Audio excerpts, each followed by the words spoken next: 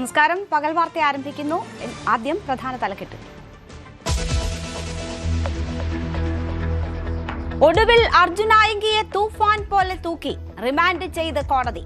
Arrest കണ്ണൂരിൽ നിന്ന് പുലർച്ചെ 2:30 അഭിഭാഷകയുടെ ഫ്ളാറ്റ് വളഞ്ഞ് പോലീസ് പിന്നാലെ ഓടിപ്പിടിച്ചു. കോഴിക്കോട് നിന്ന് സഹോദരൻ അജയ്യും കസ്റ്റഡിയിൽ. അറസ്റ്റിലേക്ക് നയിച്ച വിവരം നൽകിയ ഓട്ടോ ഡ്രൈവർക്ക് 1 ലക്ഷം രൂപ സമ്മാനം പ്രഖ്യാപിച്ച് ആഭ്യന്തരമന്ത്രി.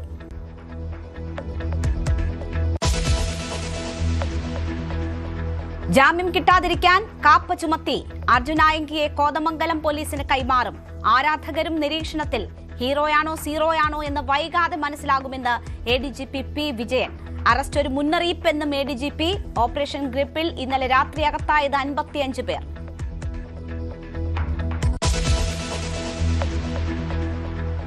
സ്വാതന്ത്ര്യദിന ചടങ്ങുകളിൽ വന്ദേമാതരം മുഴുവൻ പാടാൻ നിർദ്ദേശിച്ചിട്ടില്ലെന്ന് ലോക് ഭവൻ. സർക്കാർ തൃശങ്കുവിൽ. വിവാദ ഉത്തരവ് ഗവർണറുടെ ഓഫീസ് പറഞ്ഞിട്ടെന്ന വാദം പൊളിഞ്ഞു.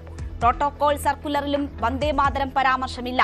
സർക്കാർ അറിയാതെ ചീഫ് സെക്രട്ടറി ഉത്തരവിറക്കിയത് എങ്ങനെയെന്ന ചോദ്യം ബാക്കി.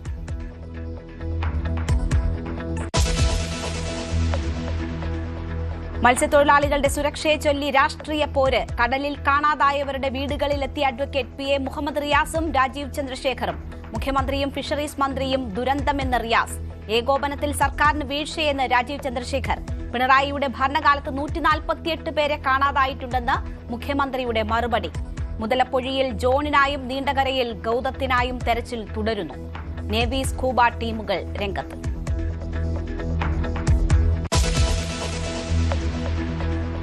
തിരുവനന്തപുരം തിരുവല്ലം ബൈപ്പാസിൽ കൈകോർത്ത് റോഡ് ക്രോസ് ചെയ്ത സഹോദരിമാർക്ക് ദാരുണാന്ത്യം. ബൈക്കിടിച്ച് മരിച്ചത് വിജയമ്മയും ശാന്തമ്മയും. അപകടം കരിമ്പുവിള ജംഗ്ഷനിൽ. ബൈക്ക് അമിത വേഗത്തിലായിരുന്നുവെന്ന് കണ്ടുനിന്നവർ.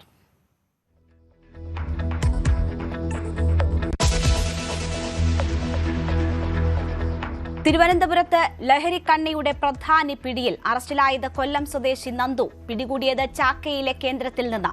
വിവരം കിട്ടിയത് കഴിഞ്ഞയാഴ്ച പിടിയിലായ വിഷ്ണുവിൽ നിന്ന്. തൃശൂർ വടക്കാഞ്ചേരിയിൽ 150 ഗ്രാം രാസലഹരിയുമായി കുന്നംകുളത്തുകാരൻ ശരത് പിടിയിൽ. ലഹരി വസ്തു പിടിച്ചത് ബംഗളൂരുവിൽ നിന്നുള്ള ബസിൽ നിന്ന്. വലിയ സംഘം പിന്നിലുണ്ടെന്ന് പോലീസ്.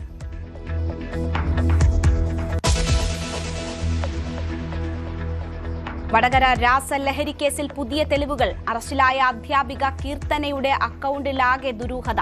5 മാസത്തിനിടെ 15 ലക്ഷത്തിന്റെ ഇടപാടുകൾ. കൂടുതൽ പേർക്ക് പങ്കെന്ന് എക്സൈസ്. നിരവധി ലഹരി കേസുകളിലെ പ്രതികളുമായും ബന്ധം. മറ്റ് അധ്യാപികമാരെയും കസ്റ്റഡിയിൽ വാങ്ങും.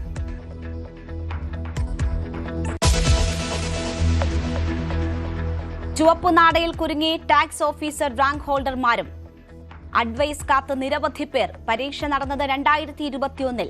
ഒഴിവുകൾ 60-ലേറെ. റാങ്ക് പട്ടികയ്ക്ക് കാലാവധി ഇനി ദിവസങ്ങൾ മാത്രം.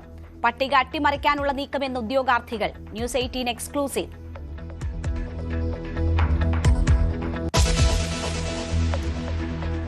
ക്ഷേമ പദ്ധതികൾക്കായി 15 കോടി അനുവദിച്ച സർക്കാർ നടപടി സ്വാഗതം ചെയ്ത് എൻഡോസൾഫാൻ ദുരിതബാധിതർ. മുടങ്ങിക്കിടക്കുന്ന മരുന്നും ചികിത്സാ പുനരധിവാസ സഹായങ്ങളും ഉടൻ നടപ്പാക്കണമെന്ന് പീഡിത ജനകീയ മുന്നണി. ചൊവ്വാഴ്ച മുഖ്യമന്ത്രിയെ നേരിട്ട് കാണാൻ സമരസമിതി. ക്ഷേമ പദ്ധതികൾക്കായി പണം അനുവദിച്ചത് സാമൂഹിക നീതി വകുപ്പ്.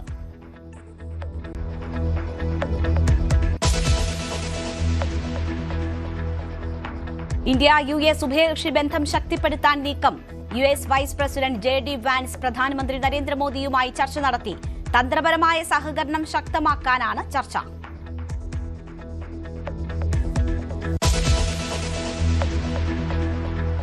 വീണ്ടും കടുപ്പിച്ച് ഇറാൻ. ഉപാധികൾ അമേരിക്ക അംഗീകരിക്കാതെ ഹോർമുസ് തുറക്കില്ല.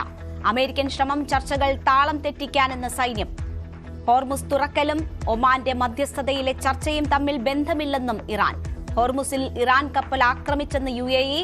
ഒമാൻ തീരത്തും കപ്പലാക്രമണമുണ്ടായെന്ന് UK വ്യാപാര സംഘടന. യുദ്ധം ഉടൻ അവസാനിക്കുമെന്ന് അമേരിക്ക. നീട്ടിക്കൊണ്ടുപോകാൻ ഇറാൻ ആവതില്ലെന്ന് ട്രംപ്.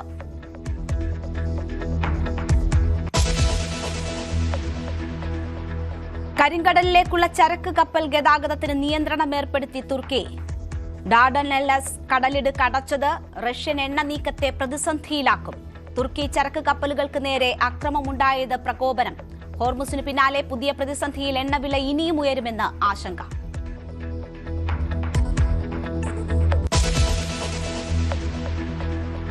ഗ്രീൻലൻഡിൽ എണ്ണക്കിണർ കുഴിക്കാൻ അമേരിക്കൻ കമ്പനിയുടെ നീക്കം. ശക്തമായ പ്രതിഷേധവുമായി ഗ്രീൻലൻഡ് ഭരണകൂടം. ഡൊണാൾഡ് ട്രംപുമായി അടുത്ത ബന്ധമുള്ള കമ്പനിയെന്ന് ആക്ഷേപം.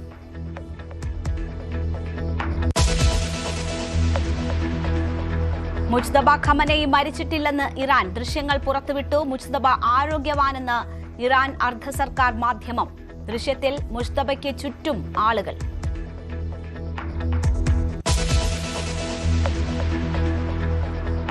ലയണൽ മെസ്സിയുടെ പിതാവ് ഹോർഹെ മെസ്സി അന്തരിച്ചു. അന്ത്യം ജന്മനാടായ റൊസാരിയോയിൽ പ്രാദേശിക സമയം രാത്രി 10-ന് ആദരാഞ്ജലി അർപ്പിച്ച് മെസ്സി ആരാധകർ.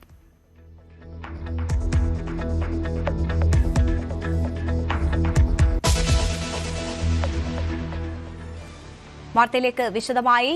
കൊല വിളിച്ചും വെല്ലുവിളിച്ചും അർജുനായങ്കി ജയിലിലേക്ക്.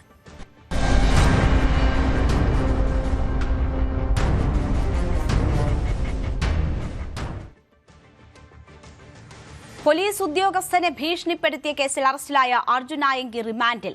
തലശ്ശേരി സബ് ജയിലിലേക്ക് മാറ്റും. ഒളിവിലിരുന്ന് ആഭ്യന്തര വകുപ്പിനും പോലീസിനും നേരെ വെല്ലുവിളി തുടർന്ന അർജുനായങ്കിയെ പുലർച്ചെ 2:30 കണ്ണൂരിലെ അഭിഭാഷകയായ ഡെലീറ്റയുടെ ഫ്ളാറ്റിൽ നിന്നാണ് പിടികൂടിയത്. പോലീസിനെ കണ്ട് രക്ഷപ്പെടാൻ ശ്രമിച്ചെങ്കിലും വളഞ്ഞിട്ട് പിടികൂടുകയായിരുന്നു. ഇയാൾക്കെതിരെ കാപ്പ ചുമത്തിയേക്കും. 23 കേസുകളാണ് ആയങ്കിക്കെതിരെ ഉള്ളത്. അർജുനെ ഒളിവിൽ കഴിയാൻ സഹായിച്ച ജിതിൻ, സുഭാഷ് എന്നിവരെയും പ്രത്യേക അന്വേഷണ സംഘത്തിന് കൈമാറി. അർജുൻ ആയങ്കിയുടെ ഇളയ സഹോദരൻ അജയ് ആയങ്കിയും കസ്റ്റഡിയിലാണ്.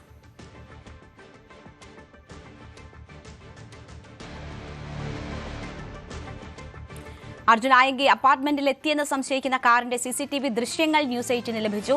ഇന്നലെ ഉച്ചയ്ക്ക് 3:45-നാണ് ചുവപ്പ് കാറിൽ ആയങ്കി അപ്പാർട്ട്മെന്റിൽ എത്തിയത്.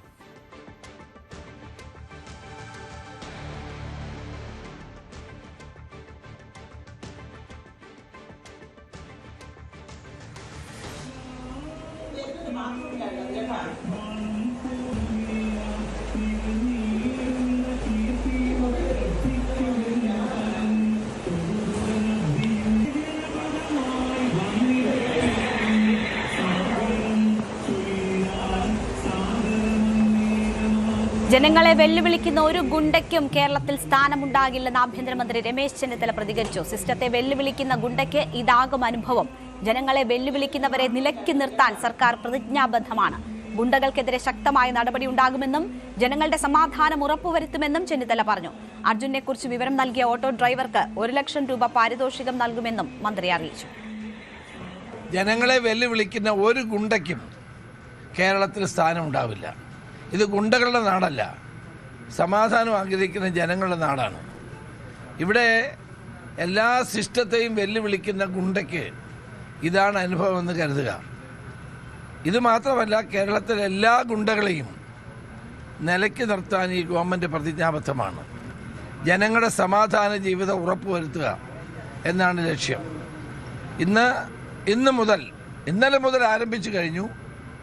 നൊട്ടോറിയസ് ആയിട്ടുള്ള ഗുണ്ടകളും സാമൂഹ്യ വിരുദ്ധന്മാരും ജനങ്ങളുടെ സ്വൈര്യ ജീവിതത്തെ തകർക്കാൻ ശ്രമിക്കുകയാണെങ്കിൽ ശക്തമായ നടപടി ഉണ്ടാകും. ആ കാര്യത്തിലൊന്നും ഒരു വിട്ടുവീഴ്ചയില്ല. ഓണം കൂടെ വരികയാണ്. ഈ ഓണക്കാലത്ത് ജനജീവിതത്തെ അപകടത്തിലാക്കാമെന്ന് ഒരു ഗുണ്ടയും കരുതണ്ട. ജനങ്ങളെ വെല്ലുവിളിച്ചാൽ ശക്തമായ നടപടി എന്നതാണ് ആഭ്യന്തരമന്ത്രി സൂചിപ്പിക്കുന്നത്. ഗുണ്ടകൾക്കെതിരെ ശക്തമായ നടപടി ഉണ്ടാകുമെന്ന് ഉറപ്പു നൽകുന്നുണ്ട് ആഭ്യന്തരമന്ത്രി. ഇപ്പോൾ വാർത്തയുടെ വിശദാംശങ്ങളുമായി ഞങ്ങളുടെ പ്രതിനിധികൾ ചേരുകയാണ്. ആദ്യം KV ബൈജുവിലേക്ക്. ബൈജു, സർക്കാരിനെ വെല്ലുവിളിച്ച, പോലീസിനെ വെല്ലുവിളിച്ച അർജുൻ ആയങ്കിയെ തൂക്കി അകത്തിട്ടിരിക്കുകയാണ് കേരള പോലീസ്. വളരെ നാടകീയമായ രംഗങ്ങളാണ് അർദ്ധരാത്രി അരങ്ങേറിയത്. എന്തൊക്കെയാണ് വിശദാംശങ്ങൾ?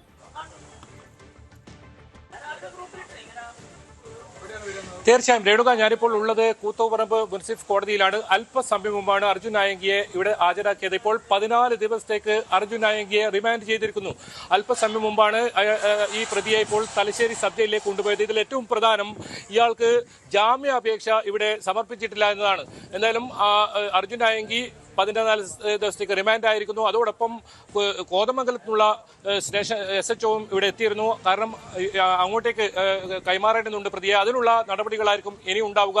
അവർക്ക് അവിടെ ആ കേസിൽ അറസ്റ്റ് രേഖപ്പെടുത്തേണ്ടതുണ്ട്. അത്തരം നടപടികൾ വരും ദിവസങ്ങളിൽ ഉണ്ടാകും. ഏതായാലും ഇപ്പോൾ തലശ്ശേരി സബ് ജയിലിലേക്ക് അർജുൻ നായകയെ കൊണ്ടുപോയിരിക്കുന്നു. ഏതായാലും നാടകീയമായ രംഗങ്ങളായിരുന്നു കഴിഞ്ഞ മണിക്കൂറുകളിലൊക്കെ ഉണ്ടായത്. രേണുക സൂചിപ്പിച്ചതുപോലെ തന്നെ ഇന്നലെ ഉച്ചയ്ക്ക് 3:45 ഈ അഭിഭാഷകയുടെ വീട്ടിലേക്ക്, അപ്പാർട്ട്മെന്റിലേക്ക് അർജുൻ നായകി എത്തുന്നത്. അതിന്റെ CCTV ദൃശ്യം ന്യൂസ് 18 പുറത്തുവിട്ടിരുന്നു. പിന്നീട് കൃത്യമായി പോലീസിന് വിവരം ലഭിക്കുന്നു. അങ്ങനെ പുലർച്ചെ 2:45 പോലീസ് സംഘം ആ ഫ്ളാറ്റിലെത്തുന്നു. അർജുൻ നായകിയെ കയ്യോങ്ങോടെ പൊക്കുന്നു.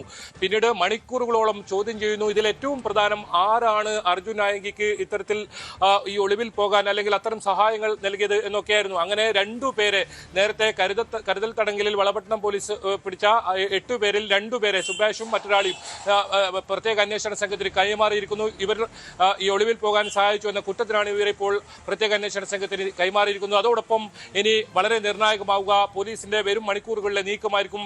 ഇതിൽ രേണുക സൂചിപ്പിച്ചതുപോലെ തന്നെ ഇതിൽ കാപ്പ കേസ് ഉൾപ്പെടെ ഇയാൾക്കെതിരെ ചുമത്തേണ്ടതുണ്ട്. കാരണം 23 കേസുകൾ, 12 കേസുകൾ വളപട്ടണം സ്റ്റേഷനിൽ മാത്രം, അതും കൊലപാതകം, അത്തരം നിരവധി കേസുകളാണ് ഇയാൾക്കെതിരെ ഉള്ളത്. അതുകൊണ്ട് തന്നെ കാപ്പ കേസ് ഉൾപ്പെടെ ചുമത്തി ഇയാളെ എന്നേക്കുമായി ജയിലിലടക്കാനുള്ള ഒരു നീക്കമാണ് ഇപ്പോൾ പോലീസിന്റെ ഭാഗത്ത് നടക്കുന്നത്. ഇതിൽ ഏറ്റവും പ്രധാനം ഇപ്പോൾ ആഭ്യന്തര വകുപ്പ് മന്ത്രി രമേശ് ചെന്നിത്തലയെ ഇത്തരത്തിൽ ഫേസ്ബുക്കിലൂടെ, സമൂഹ മാധ്യമങ്ങളിലൂടെ ഭീഷണിപ്പെടുത്തി വെല്ലുവിളിച്ചു. ആ കേസിലാണിപ്പോൾ അറസ്റ്റിലായത്. ആ കേസിൽ ഇപ്പോൾ കോടതിയിൽ മജിസ്ട്രേറ്റിന്റെ വസതിയിൽ ഹാജരാക്കുന്നു. അങ്ങനെ ജാമ്യാപേക്ഷ നൽകാത്തതിനെ തുടർന്ന് ഇത് ജാമ്യം ലഭിക്കുന്ന കുറ്റമായിരുന്നു. IT ആക്ടും അതുപോലെ തന്നെ കലാപാഹ്വാനവും ജാമ്യം സ്വാഭാവികമായും ജാമ്യം അപേക്ഷ നൽകിയിരുന്നെങ്കിൽ ജാമ്യം ലഭിക്കുമെന്ന ഒരു കുറ്റമായിരുന്നു. പക്ഷേ ജാമ്യാപേക്ഷ സമർപ്പിച്ചില്ല. അതേ തുടർന്ന് ഇയാളെ റിമാൻഡ് ചെയ്തിരിക്കുന്നു. ഇനിയിപ്പോൾ ട്രാൻസിസ്റ്റ് വാറന്റ് പുറപ്പെടുവിച്ച് കോതമംഗലത്തിലെ കേസിൽ ഇയാളെ അറസ്റ്റ് രേഖപ്പെടുത്തേണ്ടതുണ്ട്. 2 കേസ് വീണ്ടും ഇനി അറസ്റ്റ് രേഖപ്പെടുത്താനുണ്ട്. ആ കേസുകൾ തുടർന്ന് വരും ദിവസങ്ങളിൽ നടപടി ഉണ്ടാകുമെന്ന് തന്നെയാണ് ACP ആസാദ് ഉൾപ്പെടെ ഇപ്പോൾ ഔദ്യോഗികമായി അദ്ദേഹം സ്ഥിരീകരിച്ചത്. മാത്രമല്ല ഇവരുടെ അഭിഭാഷകർ ഉണ്ടായിരുന്നു, ഇവിടെ അർജുൻ നായകിയുടെ അഭിഭാഷകർ ഉണ്ടായിരുന്നു. അവരും വ്യക്തമാക്കിയതാണ് 14 ദിവസത്തേക്ക് റിമാൻഡ് ചെയ്യുന്നതാണ്. അഭിഭാഷകർ ഉണ്ടായിട്ടും ജാമ്യാപേക്ഷ നൽകിയില്ല. ഏതായാലും ഇത് ഒരു പക്ഷേ ഇവരുടെ ഒരു തന്ത്രമായിരിക്കാം. പെട്ടെന്ന് കോതമംഗലത്തേക്ക് പോലീസിന് കൊണ്ടുപോകുന്ന സാഹചര്യം ഒഴിവാക്കാനും അതിന് സമയമെടുക്കാനായിരിക്കും. എന്തായാലും ഇയാൾക്കെതിരെ ഇത്തരത്തിലുള്ള പുറത്തിറങ്ങാൻ കഴിയാതെ, ജയിലിൽ നിന്നും പുറത്തിറങ്ങാൻ കഴിയാത്ത രീതിയിലുള്ള വകുപ്പുകൾ കാപ്പ ഉൾപ്പെടെ ചുമത്തണമെന്ന് ആവശ്യം വരുന്നു. ഏതായാലും ഇയാളെ ആദ്യം അറസ്റ്റ് ചെയ്തപ്പോൾ വലിയ തോതിൽ പരാമർശം ഇയാളുടെ ഭാഗത്തുനിന്ന് പരിഹസിച്ചൊക്കെ ഉണ്ടായിരുന്നു. അതായത് കടലിൽ പോയവരെ കണ്ടെത്തിയോ നിങ്ങൾ എന്ന ചോദ്യമൊക്കെ ഉണ്ടായിരുന്നു. പക്ഷേ അതിനുശേഷം ഇപ്പോൾ നമ്മുടെ കണ്ണൂരിൽ നിന്നുള്ള പോലീസ് സ്റ്റേഷനിൽ നിന്ന് പുറത്തിറങ്ങുന്നത് മുതൽ ഈ ഒരു സബ് ജയിലിലേക്ക്, ഇവിടെ കോടതിയിലെത്തിച്ച് സബ് ജയിലിൽ കൊണ്ടുവന്നവരെ ഒരു തരത്തിലും പ്രതികരിക്കാൻ അർജുൻ നായകി തയ്യാറായിട്ടില്ല.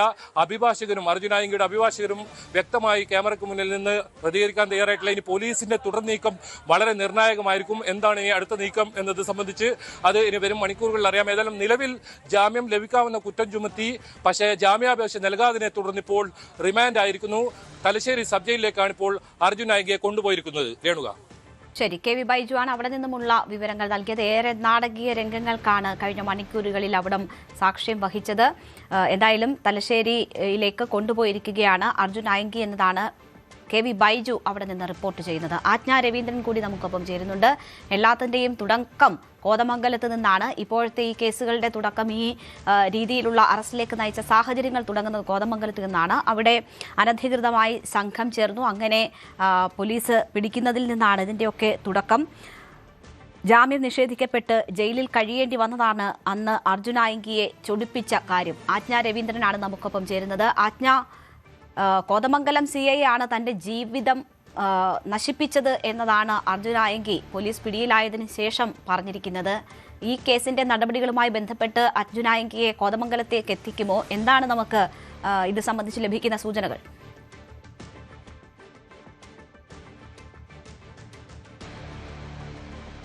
രേണുക, നിലവിൽ അർജുൻ നായകി റിമാൻഡിൽ 14 ദിവസത്തേക്ക് റിമാൻഡിലാണ്. അതുകൊണ്ട് തന്നെ നിലവിൽ ഉടനെ തന്നെ കോതമംഗലത്തേക്ക് എത്തിക്കുന്ന നടപടിക്രമങ്ങൾ ഉണ്ടാകില്ല. എന്നിരുന്നാലും രേണുക സൂചിപ്പിച്ചതുപോലെ തന്നെ ഈ കോതമംഗലം CIയുമായി ബന്ധപ്പെട്ട് അതായത് CI കോതമംഗലത്ത് അർജുൻ ആയിങ്കയും സംഘവും കഴിഞ്ഞ മെയ് മാസത്തിൽ ഒരു വിവാഹവും സൽക്കാരവുമായി ബന്ധപ്പെട്ടാണ് എത്തിയതെന്നാണ് അർജുൻ ആയിങ്കയുടെ വിശദീകരണം.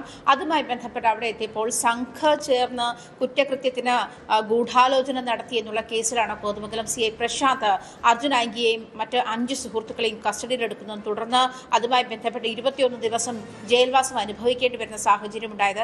അർജുൻ ആയിങ്കയുടെ വിശദീകരണം അദ്ദേഹം ഈ പറയുന്ന ഗുണ്ടാ പ്രവർത്തനങ്ങളിൽ നിന്നെല്ലാം വിട്ടുനിന്ന് സ്വസ്ഥമായ ജീവിതം നയിക്കാമെന്ന് വിചാരിക്കുമ്പോഴാണ് പോലീസ് ഇത്തരത്തിൽ തന്നെ ജീവിക്കാൻ അനുവദിക്കാത്തത്. അതിന് പ്രധാന കാരണക്കാരൻ കോതമംഗലം CI ആണ്. അതിനുശേഷം 21 ദിവസം ജയിൽവാസത്തിന് ശേഷമാണ് കോതമംഗലം CIക്കെതിരെ ഭീഷണി സന്ദേശം സമൂഹ മാധ്യമത്തിൽ പോസ്റ്റ് ഇടുന്നത്. അങ്ങനെയാണ് ഈ കോതമംഗലം CIയെ റിട്ടയർമെന്റ് അനുവദിക്കില്ല അല്ലെങ്കിൽ പെൻഷൻ പറ്റി വീട്ടിലിരിക്കാൻ അനുവദിക്കില്ല എന്ന് തന്നെയായിരുന്നു. പിന്നീട് അതിനും അർജുൻ ആയിങ്കി പെൻഷൻ പറ്റാതെ സർവീസിൽ തുടരാൻ അനുവദിക്കില്ല എന്നാണ് താൻ ഉദ്ദേശിച്ചത്. അതല്ലാതെ ഒരു കൊലവിളി പ്രയോഗമായിരുന്നില്ല എന്നായിരുന്നു അർജുൻ ആയിങ്കി അതിനും ന്യായീകരണമായി വന്നത്. തുടർന്നാണ് ഈ കോതമംഗലം CIക്കെതിരെ നടത്തിയിട്ടുള്ള ഈ ഭീഷണി ആണ് പിന്നീട് കോടതിയിലെത്തുകയും മുൻകൂർ ജാമ്യവുമായി ബന്ധപ്പെട്ട് കോടതിയിലെത്തുന്ന സാഹചര്യം ഉണ്ടായത്. ഊന്നുകൽ CI ആണ് ഇതിന്റെ ചാർജ്. ഈ കേസ് ചുമതല ഊന്നുകൽ CIക്കായിരുന്നു. അതുകൊണ്ട് തന്നെ കോതമംഗലത്തു നിന്നും ഈ പ്രശ്നവുമായി ബന്ധപ്പെട്ടുള്ള മുൻകൂർ ജാമ്യം ഹൈക്കോടതി തള്ളുകയും അർജുൻ ആയിങ്കയ്ക്കെതിരെ ഗുരുതരമായ കുറ്റങ്ങൾ നിലനിൽക്കുന്നുണ്ട് എന്നുള്ള നിരീക്ഷണം കോടതി മുന്നോട്ട് വെക്കുകയും ചെയ്ത സാഹചര്യത്തിലാണ് ഊന്നുകൽ CI ഇതുമായി ബന്ധപ്പെട്ട അറസ്റ്റ് നടപടികളിലേക്ക് കടന്നത്. പക്ഷേ അർജുൻ ആയിങ്കി താൻ കീഴടങ്ങാമെന്ന് അറിയിച്ചിരുന്നതാണ്. എന്നിട്ടും തന്റെ സുഹൃത്തുക്കളുടെ ലൊക്കേഷൻ കേന്ദ്രീകരിച്ച് എന്തിനാണ് CI അന്വേഷണം നടത്തുന്നത് തുടങ്ങിയ അത്തരത്തിലൊരു വാട്സാപ്പ് സന്ദേശം, അതായത് അതുകൊണ്ട് താൻ കീഴടങ്ങാൻ ഉദ്ദേശിക്കുന്നില്ല, ഇനി താൻ എന്നെ പിടികൂട് എന്നുള്ള ഒരു വെല്ലുവിളി മുന്നോട്ട് വയ്ക്കുകയാണ്. തുടർന്ന് ഈ പോലീസിനെ വെല്ലുവിളിക്കുന്നു. അതായത് കോതമംഗലം CIയെ വെല്ലുവിളിക്കുന്നു. അത് ഒന്നുകിൽ CI ആദർശിനെ വെല്ലുവിളിക്കുന്നു. തുടർന്ന് അത് ആഭ്യന്തരമന്ത്രിക്ക് ഒരു പരസ്യ പോസ്റ്റാണ് സമൂഹ മാധ്യമങ്ങളിൽ ഫേസ്ബുക്കിൽ ഒരു പരസ്യ പോസ്റ്റാണ് ഈ അർജുൻ ആയിങ്കി പോസ്റ്റ് ചെയ്തത്. അത് കൃത്യമായിട്ട് നമുക്കറിയാം. ഈ കോതമംഗലം CI തന്നെ ജയിലിൽ അടച്ചത് താൻ ചെയ്യാത്ത കുറ്റത്തിനാണ്. ഇത്തരത്തിൽ പോലീസ് തന്റെ അധികാരങ്ങൾ ദുർവിനിയോഗം ചെയ്യുന്നു. അത് ആഭ്യന്തരമന്ത്രി കാണുന്നുണ്ടോ? അങ്ങനെയെങ്കിൽ CI പ്രശാന്തിനെതിരെ നടപടിയെടുക്കാൻ ആഭ്യന്തരമന്ത്രിക്ക് കഴിയുമോ? താൻ അക്കാര്യത്തിൽ ആഭ്യന്തരമന്ത്രിയെ ചാലഞ്ച് ചെയ്യുകയാണ്. ആഭ്യന്തരമന്ത്രി ഇത് ചെയ്യുകയാണെങ്കിൽ ആഭ്യന്തരമന്ത്രി ഒരു പൊന്നാട അണിക്കാം, പിന്നീട് ഒരു ഉമ്മ തരാം തുടങ്ങിയ കാര്യങ്ങൾ സൂചിപ്പിച്ചിട്ട് ആഭ്യന്തരമന്ത്രിയെ ചാലഞ്ച് ചെയ്യുന്ന ഒരു സാഹചര്യം ഉണ്ടായത്. പ്രത്യേകിച്ചും ഇവിടുത്തെ പ്രധാന പ്രശ്നം എന്ന് പറയുന്നത് രേണുക ഒരു സിസ്റ്റത്തെയാണ് വെല്ലുവിളിക്കുന്നത്. അതുതന്നെയായിരുന്നു സർക്കാരും ആ വിഷയത്തിൽ ഏറ്റെടുത്തിരുന്നത്. തുടർന്ന് ആയെങ്കിൽ ഓരോ ദിവസവും ഈ പറയുന്നത് പോലെ രാത്രി പിന്നീട് അങ്ങോട്ട് വലിയ വെല്ലുവിളി ആണ് നമ്മൾ കണ്ടത്. സമൂഹ മാധ്യമങ്ങളിൽ സജീവമായിരുന്നു കൊണ്ട് പോലീസിനെ വെല്ലുവിളിക്കുന്ന ആയെങ്കിയെ കണ്ടു. അത് പോലീസിന് തന്നെ ഒരു അഭിമാന പ്രശ്നമായി മാറിയിരിക്കുന്ന സാഹചര്യമൊക്കെ ഉണ്ടായി. എന്തായാലും ഏറ്റവും ഒടുവിൽ ഇപ്പോൾ അറസ്റ്റ് ഉണ്ടായിരിക്കുകയാണ്. റിമാൻഡിലും ആയിരിക്കുന്നു അർജുൻ ആയിങ്കി. KV ബൈജു നമുക്കൊപ്പം ഒരിക്കൽ കൂടി ചേരുന്നുണ്ട്. ബൈജു, ഇതൊരു രാഷ്ട്രീയ വിഷയം അല്ലെങ്കിൽ രാഷ്ട്രീയമായിട്ടുള്ള ഏറ്റുമുട്ടലിന്റെ വക്കിൽ വരെ കാര്യങ്ങൾ എത്തിയതാണ്. ഇടതുപക്ഷത്തെ നേതാക്കൾക്ക് പോലും പിന്നീട് ആയങ്കിയുടെ ഭാഗത്തു നിന്ന് മുന്നറിയിപ്പ് നൽകുന്ന സാഹചര്യം ഉണ്ടായി. പിന്നിൽ നിന്ന് കുത്തരുത് എന്നതാണ് MP ജയരാജനെ സൂചിപ്പിച്ചുകൊണ്ട് ആയങ്കി അവസാനം കുറിച്ചത്. ഇതിപ്പോൾ ആഭ്യന്തര വകുപ്പ് എന്തായാലും മുഖം രക്ഷിച്ചിരിക്കുകയാണോ ഈ അറസ്റ്റിലൂടെ? തൂഫാൻ അതിൻ്റെ ഉൾപ്പെടെയുള്ള നടപടികൾ ഒക്കെയും ഈ സർക്കാർ അധികാരത്തിലേറ്റതിനു ശേഷം അതിശക്തമായി മുന്നോട്ട് കൊണ്ടുപോവുകയായിരുന്നു. ഇപ്പോൾ ആഭ്യന്തരമന്ത്രി തന്നെ പറയുന്നു ഗുണ്ടകൾക്കെതിരെയുള്ള നടപടികൾ കൂടുതൽ ശക്തമാക്കുമെന്ന്. ആ നിലയിൽ കൂടി പ്രസക്തി നേടുകയാണോ ഇപ്പോൾ ആയങ്കിയുടെ അറസ്റ്റ്?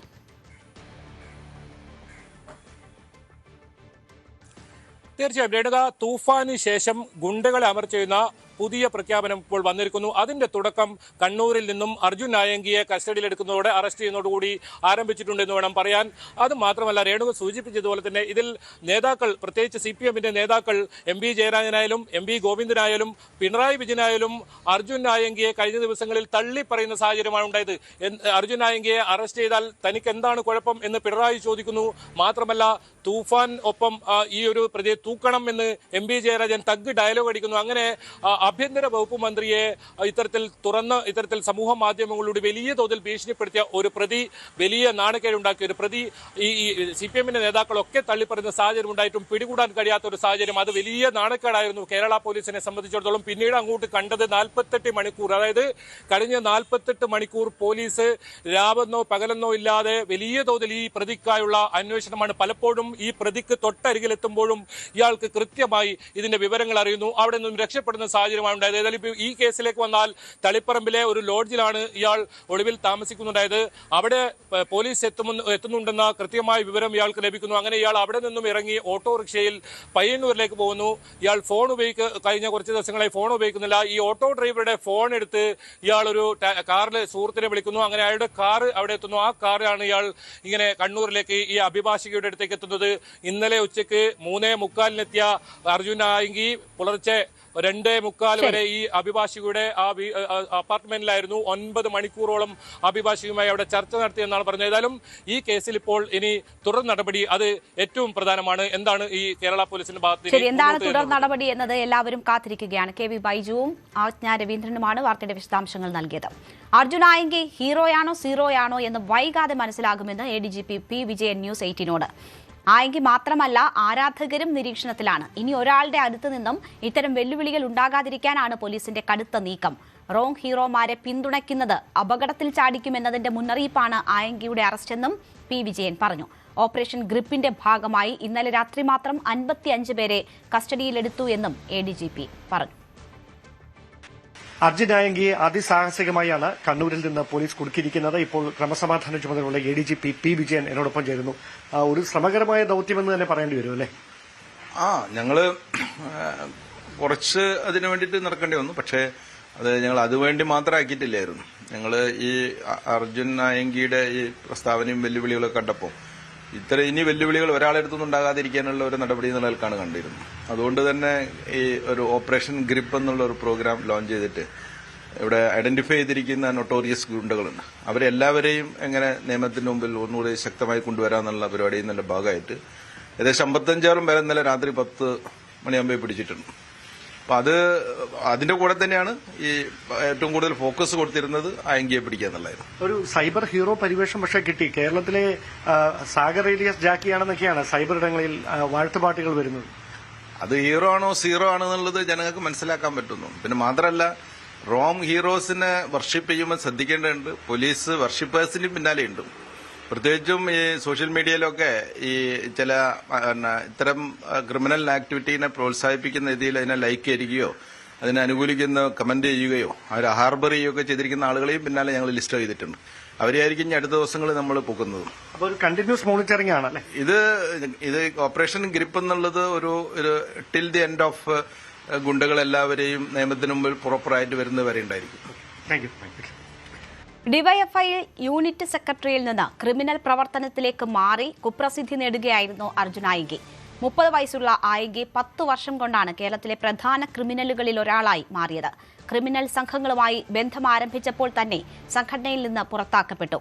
വധശ്രമം, സ്വർണ്ണക്കടത്ത്, തട്ടിക്കൊണ്ടുപോകൽ ഉൾപ്പെടെ നിരവധി കേസുകളാണ് ആയിങ്കിയുടെ പേരിലുള്ളത്. കേവലം 10 വർഷം കൊണ്ടാണ് അർജുൻ ആയങ്കി എന്ന ക്രിമിനൽ സൃഷ്ടിക്കപ്പെടുന്നത്. 2015 ഡിവൈഎഫ്ഐ യൂണിറ്റ് സെക്രട്ടറിയായാണ് അർജുൻ ആയങ്കി രാഷ്ട്രീയ പ്രവർത്തനം ആരംഭിക്കുന്നത്. തുടക്കകാലം മുതൽ തന്നെ ക്രിമിനൽ പ്രവർത്തനങ്ങളിൽ ഏർപ്പെട്ടു. 2021 സ്വർണം പൊട്ടിക്കൽ കേസാണ് ഏറ്റവും പ്രമാദമായ സംഭവമായി മാറിയത്. വിദേശത്തു നിന്ന് സ്വർണം കടത്തിക്കൊണ്ടുവരുന്ന സംഘത്തെ ആക്രമിച്ച് ആ സ്വർണം തട്ടിയെടുക്കുക, അങ്ങനെ ഒരു ശൃംഖലയാണ് അർജുൻ ആയങ്കിയുടെ കീഴിൽ പ്രവർത്തിച്ചത്. 2021 രാമനാട്ടുകരയിൽ 2 സംഘങ്ങൾ തമ്മിൽ വാഹനത്തിൽ ചേസിംഗ് നടത്തുകയും ഒരു സംഘം അപകടത്തിൽപ്പെട്ട് ആ വാഹനത്തിലുണ്ടായിരുന്ന 5 പേർ കൊല്ലപ്പെടുകയും ചെയ്തു. അതോടുകൂടിയാണ് ആയങ്കിയുടെ പേര് കൂടുതൽ സജീവമായി വന്നത്. എന്നാൽ 2017 2 BJP പ്രവർത്തകരെ കൊലപ്പെടുത്താൻ ശ്രമിച്ച കേസിൽ ഇയാൾ മുഖ്യപ്രതി സ്ഥാനത്തേക്ക് എത്തിയിരുന്നു. തുടർന്ന് നിരവധി ആക്രമണ കേസുകൾ, വധശ്രമ കേസുകൾ, അതോടൊപ്പം തന്നെ മോചനദ്രവ്യം ആവശ്യപ്പെട്ട് തട്ടിക്കൊണ്ടുപോകൽ, ഇങ്ങനെയൊക്കെയുള്ള നിരവധി കേസുകളിൽ ഇയാൾ പ്രതിയായി. പക്ഷേ പാർട്ടിയുടെ CPM-ന്റെ തണലിൽ ഇയാൾ സംരക്ഷിക്കപ്പെടുകയായിരുന്നു എന്ന ആരോപണമാണ് ഒരു വശത്ത് ഉയർന്നത്. ഇപ്പോൾ എന്നാൽ CPM-ന്റെ പ്രധാനപ്പെട്ട നേതാക്കളെല്ലാം തന്നെ ഇയാളെ തള്ളിപ്പറയുകയാണ്. തൂഫാനെ പോലെ തൂക്കി അകത്തിടണം എന്നാണ് MV ജയരാജൻ പറഞ്ഞത്. താൻ പാർട്ടിക്ക് വേണ്ടി ചെയ്തതൊന്നും മറക്കരുത്, പിന്നിൽ നിന്ന് കുത്തരുത് എന്നായിരുന്നു അർജുൻ ആയങ്കിയുടെ ഇതിനുള്ള മറുപടി. ചില സംഘടനകൾ പാർട്ടിക്ക് വേണ്ടി ചെയ്യുകയും ഫേസ്ബുക്കിൽ പാർട്ടിക്ക് വേണ്ടി എഴുതുകയും പോരാടുകയും കീബോർഡ് വിപ്ലവം സൃഷ്ടിക്കുകയും ഒക്കെ തന്നെ ചെയ്തിട്ട് എല്ലാ തരം കുറ്റകൃത്യങ്ങളിലേക്കും ഏർപ്പെടുക, എന്നിട്ട് പ്രതിരോധം തീർക്കാൻ പാർട്ടിയെ മറയാക്കുക, ഇങ്ങനെ ഒരു തന്ത്രമാണ് അർജുൻ ആയങ്കി ഈ കാലങ്ങളിലെല്ലാം സ്വീകരിച്ചു വന്നത്. പക്ഷേ ഇപ്പോൾ CPM കൂടി കൈയൊഴിഞ്ഞതോടുകൂടി അർജുൻ നായങ്കിക്ക് പിടിച്ചു നിൽക്കാൻ കഴിയാത്ത സാഹചര്യമായി. പോലീസിന് മുന്നിൽ കീഴടങ്ങുക അല്ലെങ്കിൽ പോലീസിന് പിടികൊടുക്കുക, പോലീസ് പിടിക്കുക എന്നൊരു തീർത്തും ദുർബലമായ അവസ്ഥയിലേക്ക് അർജുൻ നായങ്കി എത്തിച്ചേർന്നു എന്നതാണ് ഏറ്റവും പ്രധാനപ്പെട്ട കാര്യം. ആലോചിക്കുക, വെറും 10 വർഷം കൊണ്ടാണ് ഇങ്ങനെ ഒരു ക്രിമിനൽ കേരളത്തിൽ രൂപപ്പെട്ടത്. അതിന് പാർട്ടിയെ വളമാക്കി എന്ന വിമർശനം അതിശക്തമായി നിലനിൽക്കുകയും ചെയ്യുന്നു. അർജുൻ നായങ്കിക്കായി പത്തനംതിട്ടയിലെ CPM പ്രവർത്തകരുടെ വീട്ടിൽ പരിശോധന നടത്തിയതിനെതിരെ CPM Mallappally local secretary Nithin അടക്കമുള്ളവരുടെ വീട്ടിൽ ഇന്നലെ രാത്രിയാണ് വൻ പോലീസ് സംഘം തെരച്ചിൽ നടത്തിയത്. അർജുൻ നായങ്കി കസ്റ്റഡിയിലായ ശേഷമാണ് പത്തനംതിട്ടയിൽ CPM പ്രവർത്തകരുടെ വീടുകളിൽ പോലീസ് റെയ്ഡ് നടത്തിയതെന്ന് ജില്ലാ സെക്രട്ടറി രാജു എബ്രഹാം ആരോപിച്ചു. പോലീസ് കാട്ടിയത് ഭീകരമായ അതിക്രമമാണ്. അടിയന്തരാവസ്ഥയുടെ പ്രേതം ബാധിച്ച പോലീസാണ് കേരളം ഭരിക്കുന്നതെന്നും രാജു എബ്രഹാം പറഞ്ഞു. മല്ലപ്പള്ളിക്കടുത്ത് ഈ 60ഓളം വീടുകളുള്ള ഈ പ്രദേശത്ത് പോലീസ് നടത്തിയത് നരനായാട്ടാണ്. അർജുൻ നായങ്കി ഇവിടെ ഉണ്ട് എന്ന് പറഞ്ഞുകൊണ്ടാണ് ഇവിടെ ഈ നരനായാട്ട് പോലീസ് സംഘടിപ്പിച്ചത്. സത്യത്തിൽ അർജുൻ നായങ്കി 9 മണിയോടുകൂടി തന്നെ എവിടെയുണ്ടെന്ന് പോലീസ് ലൊക്കേറ്റ് ചെയ്തതാണ് ഇന്നലെ രാത്രി.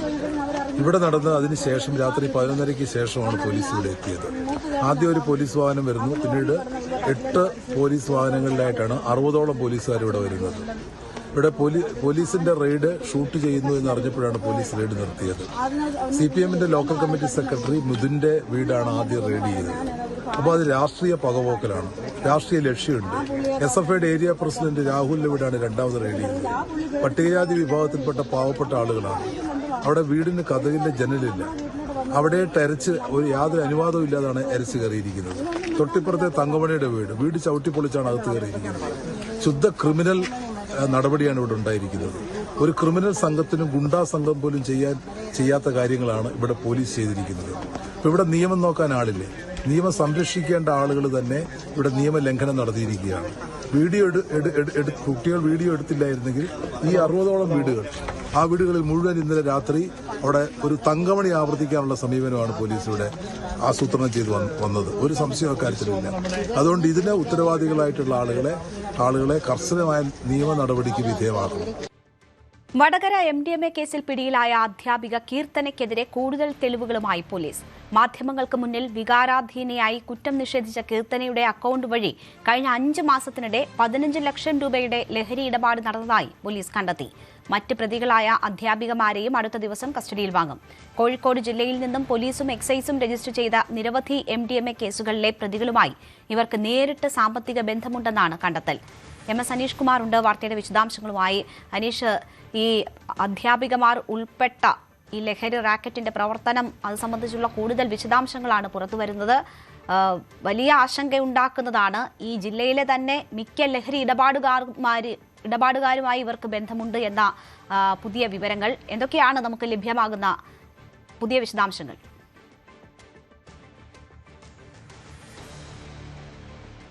രേണുക കഴിഞ്ഞ ദിവസം കോടതിയിൽ ഹാജരാക്കിയ ശേഷം പിന്നീട് പോലീസ് കസ്റ്റഡിയിൽ വിടുന്ന സമയത്താണ് തനിക്ക് ഈ MDMA ഇടപാടിൽ യാതൊരു പങ്കുമില്ല എന്ന് കീർത്തന വ്യക്തമാക്കിയത്. ഒപ്പം തൻ്റെ 2 ബാങ്ക് അക്കൗണ്ടുകളിലും മൈനസ് ബാലൻസ് ആണ് ഉള്ളതെന്നും അവർ പറഞ്ഞിരുന്നു. എന്നാൽ ഇതിന് പിന്നാലെയാണ് വളരെ വിശദമായ തെളിവുകൾ നിരത്തി പ്രതിയെ പോലീസ് ചോദ്യം ചെയ്ത് കഴിഞ്ഞ 5 മാസത്തിനുള്ളിൽ മാത്രം 15 ലക്ഷം രൂപ കീർത്തനയുടെ അക്കൗണ്ടിലൂടെ എത്തിയതായി പോലീസ് കണ്ടെത്തി. ബാങ്ക് സ്റ്റേറ്റ്മെന്റും വാട്സാപ്പ് ചാറ്റുകളും മറ്റുമൊക്കെ നിരത്തിയുള്ള ചോദ്യം ചെയ്യലായിരുന്നു. പല ചോദ്യങ്ങളോടും മൗനം പാലിക്കുന്നതായിരുന്നു ആ കീർത്തന എടുത്ത ഒരു നിലപാട്. അതുകൊണ്ട് തന്നെ പൂർണ്ണമായ വിവരങ്ങൾ ഇവരിൽ നിന്നും ചോദിച്ച് മനസ്സിലാക്കാൻ പോലീസിന് കഴിഞ്ഞിട്ടില്ല. കൂടുതൽ തെളിവുകൾ വീണ്ടും ശേഖരിച്ച ശേഷം ഇവരെ വീണ്ടും കസ്റ്റഡിയിലെടുത്ത് ചോദ്യം ചെയ്യാനുള്ള ഒരുക്കം പോലീസ് നടത്തുന്നുണ്ട്. ഒപ്പം മറ്റ് സുഹൃത്തുക്കളുമായി ബന്ധപ്പെട്ട 2 അധ്യാപികമാരുണ്ട്. അവരിവരുടെ സുഹൃത്തുക്കളാണ്. അവരും ഇപ്പോൾ റിമാൻഡിൽ കഴിയുകയാണ്. അവരെയും കസ്റ്റഡിയിൽ വാങ്ങി ചോദ്യം ചെയ്യുന്നതിനുള്ള ഒരു നടപടിക്രമങ്ങളിലേക്ക് പോലീസ് നീങ്ങും. കാരണം ആദ്യം വ്യക്തിപരമായി ഓരോരുത്തരെയും കസ്റ്റഡിയിൽ വാങ്ങി ചോദ്യം ചെയ്യും. പിന്നീട് ഇവർ നൽകുന്ന മൊഴികൾ, ഇവർക്കെതിരായ രേഖകൾ എന്നിവയൊക്കെ പരിശോധിച്ച ശേഷം ഇവരുടെ മൊഴികളിൽ പൊരുത്തക്കേടുണ്ടോ എന്ന പരിശോധനയും നടത്തും. എന്തായാലും ജിജിൻ കുര്യാക്കോസ് എന്ന ഡെലിവറി ബോയിയായ കണ്ണൂർ ഇരിട്ടി സ്വദേശിയുമായും ഈ കീർത്തനയുടെ അക്കൗണ്ടിൽ നിന്നും പണമിടപാടുകൾ നടന്നിട്ടുണ്ട് എന്ന് കണ്ടെത്തിയിട്ടുണ്ട്. കഴിഞ്ഞ ദിവസം പയ്യോളിയിൽ MDMA കേസിൽ ഒരു യുവാവിനെ അറസ്റ്റ് ചെയ്തപ്പോൾ അയാളുടെ അക്കൗണ്ടിൽ നിന്നും ഈ ജിജിന് പണം അയച്ചിട്ടുണ്ടെന്ന് മനസ്സിലായി. അങ്ങനെ ജില്ലയിൽ അടുത്ത കാലത്തായി റിപ്പോർട്ട് ചെയ്യപ്പെട്ട പല MDMA കേസുകളിലും നേരിട്ടോ അല്ലാതെയൊക്കെയോ ഈ ശൃംഖലയും കണ്ണിയായിട്ടുണ്ട് എന്ന ഒരു വിലയിരുത്തലാണ് പോലീസിനുള്ളത്. അതുകൊണ്ട് തന്നെ കൃത്യമായ അന്വേഷണം ആ വഴിയിൽ പോകുന്നുണ്ട്. ജിജിൻ കുര്യാക്കോസ് പണം കൈമാറിയത് വയനാട് സ്വദേശിയായ ഷിൻഡോ എന്ന ആളാണ്. ഇയാൾക്ക് വേണ്ടിയുള്ള തെരച്ചിൽ ഇപ്പോഴും ഊർജിതമായി തുടരുന്നു. ഇയാളെ കസ്റ്റഡിയിലെടുത്താൽ ഇത് സംബന്ധിച്ചൊരു വ്യക്തത ആരൊക്കെയാണ് ഈ കണ്ണിയുടെ ഭാഗമായി ഇനി പുറത്തുള്ളത്, അല്ലെങ്കിൽ ഏതൊക്കെ തരത്തിലാണ് ഈ ഇടപാടുകൾ നടന്നത് എന്നത് സംബന്ധിച്ചൊക്കെയുള്ള വ്യക്തമായൊരു ചിത്രം പോലീസിന് ലഭിക്കും. MS അനീഷ് കുമാറാണ് വിവരങ്ങൾ നൽകിയത്. തിരുവനന്തപുരം ചാക്കയിൽ ലഹരി കടത്ത് സംഘത്തിലെ പ്രധാനി പിടിയിലായി. കൊല്ലം കുളർത്തൂക്കോണം സ്വദേശി നന്ദുവാണ് പിടിയിലായത്. ചാക്കയിലെ രഹസ്യ കേന്ദ്രത്തിൽ നിന്ന് പാറശാല പോലീസാണ് പ്രതിയെ പിടികൂടിയത്. ഇതര സംസ്ഥാനങ്ങളിൽ നിന്ന് കേരളത്തിലേക്ക് MDMA ഉൾപ്പെടെയുള്ള ലഹരി വസ്തുക്കൾ എത്തിക്കുന്ന സംഘത്തിലെ പ്രധാന കണ്ണിയാണ് പിടിയിലായ നന്ദു. 2 ആഴ്ച മുൻപ് കാട്ടാക്കട മലയിൻകീഴ് സ്വദേശിയായ വിഷ്ണുവിനെ MDMAയുമായി പാറശാലയിൽ നിന്ന് പിടികൂടിയിരുന്നു. വിഷ്ണുവിൽ നിന്ന് ലഭിച്ച വിവരത്തെ തുടർന്ന് നടത്തിയ അന്വേഷണമാണ് നന്ദുവിലേക്ക് എത്തിച്ചത്. തിരുവനന്തപുരത്തെയും കൊല്ലത്തെയും വിവിധ സ്റ്റേഷനുകളിലായി 10-ലധികം കേസുകൾ നന്ദുവിന്റെ പേരിലുണ്ട്. തൃശൂർ വടക്കാഞ്ചേരിയിൽ വൻ MDMA വേട്ട. 150 ഗ്രാം ലഹരിമരുന്നുമായി കുന്നംകുളം സ്വദേശി ശരത്താണ് പിടിയിലായത്. ഓപ്പറേഷൻ തുഫാന്റെ ഭാഗമായി നടത്തിയ പരിശോധനയിലാണ് പ്രതി പിടിയിലാകുന്നത്. വോൾവോ ബസിൽ രഹസ്യമായി കടത്താൻ ശ്രമിച്ച ലഹരിമരുന്നാണ് കണ്ടെടുത്തത്. പ്രതിയെ വിശദമായി ചോദ്യം ചെയ്തു വരികയാണ്. മേഖലയിലേക്ക് വൻതോതിൽ ലഹരിമരുന്ന് എത്തിക്കുന്ന സംഘത്തിലെ പ്രധാന കണ്ണിയാണ് ശരത്തെന്നാണ് പോലീസ് നൽകുന്ന സൂചന. സംഘത്തിൽ കൂടുതൽ പേർ ഉൾപ്പെട്ടതായും ഇവർക്കായി അന്വേഷണം ഊർജിതമാക്കിയതായും അന്വേഷണ ഉദ്യോഗസ്ഥർ പറയുന്നു.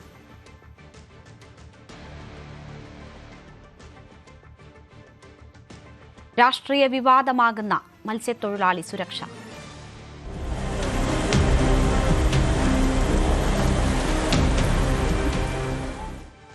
തിരുവനന്തപുരം മുതലപ്പുഴയിൽ കാണാതായ മത്സ്യത്തൊഴിലാളികൾക്കായി തെരച്ചിൽ തുടരുകയാണ്. കടലിൽ തെരച്ചിൽ നടത്തുന്നത് 10ാം ദിവസമാണ്. സ്കൂബ സംഘവും പരിശോധനയിൽ പങ്കെടുക്കുന്നുണ്ട്. അപകടം നടന്ന അഴിമുഖം കേന്ദ്രീകരിച്ചാണ് 5-അംഗ വിദഗ്ധ സംഘത്തിന്റെ നേതൃത്വത്തിൽ പരിശോധന നടക്കുന്നത്. പുലിമുട്ടിന്റെ നീളം വർദ്ധിപ്പിച്ച ഭാഗത്താണ് ഇനി തെരച്ചിൽ നടത്താനുള്ളത്.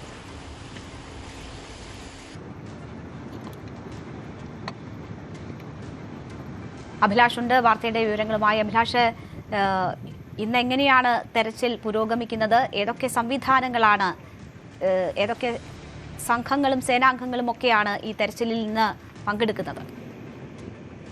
രേണുക, കഴിഞ്ഞ ദിവസങ്ങളിലെ പോലെ തന്നെ വളരെ പ്രതികൂലമായ ഒരു സാഹചര്യത്തിലാണ് ഇന്നും തെരച്ചിൽ ആരംഭിച്ചത്. അതിരാവിലെ തന്നെ 7 മണിയോടുകൂടി തന്നെ സ്കൂബ സംഘത്തിന്റെ തെരച്ചിൽ അഴിമുഖത്ത് ആരംഭിച്ചിരുന്നു. അതുപോലെ തന്നെ മറൈൻ എൻഫോഴ്സ്മെന്റ് വിങ്ങിന്റെയും നേവിയുടെയും പരിശോധനയും ഈ മുതലപ്പുഴയുടെ കടലിന്റെയും വിവിധ ഭാഗങ്ങളിലായി രാവിലെ തന്നെ നടന്നു വരികയാണ്. എന്തായാലും ഇന്ന് സ്കൂബ സംഘം നടത്തിയ പരിശോധനയിൽ അഴിമുഖത്തിന്റെ പ്രവേശന കവാടത്തിലെ പുലിമുട്ടിന്റെ ഭാഗത്താണ് പരിശോധന നടന്നത്. പുലിമുട്ടുകളുടെ വിടവുകളിൽ ഉൾപ്പെടെ പരിശോധന നടത്തിയെങ്കിലും ഒന്നും കണ്ടെത്താൻ കഴിഞ്ഞിരുന്നില്ല. ഇപ്പോൾ അല്പസമയത്തേക്ക് പരിശോധന നിർത്തിവെച്ചിരിക്കുകയാണ്. ഇനി ഈ പുലിമുട്ടിന്റെ നീളം വർദ്ധിപ്പിച്ച ഭാഗമുണ്ട്, ആ ഭാഗത്താണ് പരിശോധന നടത്താനുള്ളത്. വളരെ പ്രതികൂലമായ ഒരു കാലാവസ്ഥ തന്നെയാണ്. അതുകൊണ്ട് തന്നെ ഈ അടിയൊഴുക്കിനെ ഉൾപ്പെടെ അതിജീവിച്ചാണ് ഈ 5-അംഗ സ്കൂബ സംഘം ഇവിടെ രക്ഷാപ്രവർത്തനം ഈ തിരച്ചിൽ നടത്തുന്നത്. എന്തായാലും പ്രാദേശിക വകുപ്പുകളുടെയും അതുപോലെ തന്നെ പ്രാദേശിക മത്സ്യത്തൊഴിലാളികളുടെയും സഹായവും ഈ തെരച്ചിലിന് ഉണ്ട്. വളരെ കാര്യക്ഷമമായ ഒരു തെരച്ചിലാണ് ഇപ്പോൾ മുതലപ്പുഴയിൽ നടക്കുന്നത്. കേൾക്ക. ശരി, അഭിലാഷാണ് വിവരങ്ങൾ നൽകിയത്. സ്കൂബ സംഘത്തിന്റെ നേതൃത്വത്തിലാണ് പരിശോധന. ഇനി പുലിമുട്ടിന്റെ നീളം വർദ്ധിപ്പിച്ച ഭാഗം കേന്ദ്രീകരിച്ചുകൊണ്ടുള്ള തെരച്ചിലാണ് നടക്കുക എന്നതാണ് അറിയാൻ കഴിയുന്നത്. നീണ്ടകരയിൽ കടലിൽ കാണാതായ ഗൗതം കൃഷ്ണയെ കണ്ടെത്താൻ നാവികസേനയും കോസ്റ്റ് ഗാർഡും സംയുക്ത തെരച്ചിൽ തുടരുകയാണ്. നേവിയുടെ INS കൽപ്പേനി എന്ന റെസ്ക്യൂ കപ്പലാണ് തെരച്ചിൽ നടത്തുന്നത്. കോസ്റ്റ് ഗാർഡിന്റെ ഹെലികോപ്റ്റർ നിരീക്ഷണ പറത്തൽ നടത്തും. നേവിയുടെ സ്കൂബ ടീം തെരച്ചിൽ സംഘത്തിലുണ്ട്. നമ്മൾ ഇന്ന് 2 മണിക്കൂർ 2 സെക്ഷനായിട്ടാണ് സെർച്ച് ചെയ്തത്. ആദ്യം ഒരു 1/2 മണിക്കൂർ, പിന്നെ ഒരു 1/4 മണിക്കൂറായിട്ട് 2 സെക്ഷനായിട്ടാണ് സെർച്ച് ചെയ്തത്. നമ്മൾ ആദ്യം ആ പറഞ്ഞ ഏരിയ മൗത്തിൻ്റെ അകത്ത് ഭാഗത്താണ് മൊത്തം സെർച്ച് ചെയ്തത്. അവിടെ പാറ ഇടക്ക് സർഫസ് എല്ലാം നമ്മൾ സെർച്ച് ചെയ്തു. അവിടെ അങ്ങ് എന്തായാലും ബോഡി നമ്മൾ സെർച്ച് ചെയ്ത ഭാഗത്ത് എന്തായാലും ഇല്ല. പിന്നെ നമുക്ക് മൗത്ത് ഭാഗത്തോട്ടാണ് പോകേണ്ടത്. അവിടെ എന്തായാലും നമുക്കിപ്പം തൽക്കാലത്തേക്ക് പോകാനുള്ള കണ്ടീഷനിലല്ല. നല്ല റഫാണ്, സീ നല്ല റഫാണ്. അതുപോലെ തന്നെ അവിടെ ഇപ്പോൾ ഇറങ്ങിയാൽ തന്നെ നമുക്കൊന്നും കാണാനും പറ്റില്ല. നമുക്ക് പറ്റുന്നത്ര നമ്മൾ സെർച്ച് ചെയ്തിട്ടുണ്ട്. അവിടെ ഒന്നും ബോഡിയും കാര്യങ്ങളും ഇല്ല. എസ് വിനീഷ് ഉണ്ട് വിവരങ്ങളുമായി. വിനീഷ്, ഇന്നലെയും വളരെ ശക്തമായ പരിശോധനകൾ ഉണ്ടായിരുന്നു, തെരച്ചിലുണ്ടായിരുന്നു. പക്ഷേ അതും കാര്യക്ഷമമല്ല എന്ന് ബന്ധുക്കൾ പറയുന്നുണ്ടായിരുന്നു. ആദ്യഘട്ടങ്ങളിലൊക്കെ വലിയ വീഴ്ച സംഭവിച്ചു എന്നത് അവർ ആവർത്തിക്കുന്നുണ്ടായിരുന്നു. ഇന്ന് കൂടുതൽ ഊർജിതമാണോ തെരച്ചിൽ? തീർച്ചയായും രേണുക, കൊല്ലത്ത് കടലിൽ കാണാതായ ഗൗതം കൃഷ്ണയ്ക്കായുള്ള തെരച്ചിലാണ് തുടരുന്നത്. 10ാം ദിവസവും തുടരുകയാണ്. നീണ്ടകര പുത്തൻതുറയിൽ വള്ളം മറിഞ്ഞാണ് ഗൗതം കൃഷ്ണയെ കാണാതായത്. കൂടുതൽ ആഴത്തിലുള്ള തെരച്ചിലിനായാണ് നേവിയുടെ മുങ്ങൽ വിദഗ്ധർ ഇപ്പോൾ കൊല്ലത്തെത്തി തെരച്ചിൽ നടത്തുന്നത്. നാവികസേനയും കോസ്റ്റ് ഗാർഡും സംയുക്തമായിട്ടാണ് ഈ തെരച്ചിൽ തുടരുന്നത്. നേവിയുടെ INS കൽപ്പേനി റെസ്ക്യൂ കപ്പലാണ് തെരച്ചിലിനായി രംഗത്തുള്ളത്. അതുപോലെ തന്നെ കോസ്റ്റ് ഗാർഡ് ഹെലികോപ്റ്റർ ഉപയോഗിച്ചുള്ള ആകാശ നിരീക്ഷണവും തുടരുന്നുണ്ട്. നമുക്കറിയാം, മറൈൻ എൻഫോഴ്സ്മെന്റ്, തീരദേശ പോലീസ്, കോസ്റ്റ് ഗാർഡ് ഉൾപ്പെടെയുള്ള വിവിധ വിഭാഗങ്ങൾ നേരത്തെ തന്നെ തെരച്ചിൽ നടത്തിയിരുന്നു. ഞാൻ നേരത്തെ സൂചിപ്പിച്ചതുപോലെ തന്നെ 10 ദിവസം പിന്നിട്ടിട്ടും ഗൗതം കൃഷ്ണയെ കണ്ടെത്താൻ സാധിക്കാതെ വന്നുകൊണ്ടാണ് ഇപ്പോൾ നേവി തെരച്ചിലിനായി എത്തിയിരിക്കുന്നത്. ഗൗതം കൃഷ്ണയുടെ മാതാവിന്റെ അഭ്യർത്ഥന മാനിച്ചാണ് നേവി ഇപ്പോൾ തെരച്ചിലിനായി എത്തിയതെന്നാണ് അറിയാൻ കഴിയുന്നത്. നമുക്കറിയാം, മറ്റൊരു കാര്യം കൂടിയുള്ളത് പ്രതികൂല കാലാവസ്ഥയാണ് രേണുക. കടലിലെ ഈ കള്ളക്കടൽ പ്രതിഭാസമെല്ലാം നിലനിൽക്കുന്ന ഒരു സാഹചര്യമുണ്ട്. അപ്പോൾ തെരച്ചിലിന് അത് ഏറെ വെല്ലുവിളി ഉയർത്തുന്ന ഒരു സാഹചര്യമുണ്ട്. നാവികസേനയും കോസ്റ്റ് ഗാർഡും സംയുക്തമായിട്ടാണ് നിലവിൽ ഇപ്പോൾ തെരച്ചിലുകൾ നടത്തുന്നത്. മറ്റൊരു കാര്യം കൂടി സൂചിപ്പിക്കാനുള്ളത്, ഗൗതം കൃഷ്ണയുടെ കുടുംബത്തെ സന്ദർശിക്കാനായി ഇന്ന് കേന്ദ്രമന്ത്രി സുരേഷ് ഗോപിയും BJP സംസ്ഥാന അധ്യക്ഷൻ രാജീവ് ചന്ദ്രശേഖറും ഇന്ന് വൈകുന്നേരത്തിൽ കൂടി ഇവരുടെ വീട്ടിലെത്തും എന്നും അറിയുന്നുണ്ട് രേണുക. ശരി, എസ് വിനീഷാണ് വിവരങ്ങൾ നൽകിയത്. അതേസമയം തീരവാസികളുടെയും മത്സ്യബന്ധന തൊഴിലാളികളുടെയും സുരക്ഷ രാഷ്ട്രീയ വിഷയമായി ഏറ്റെടുത്തിരിക്കുകയാണ് CPM-ഉം BJP-യും.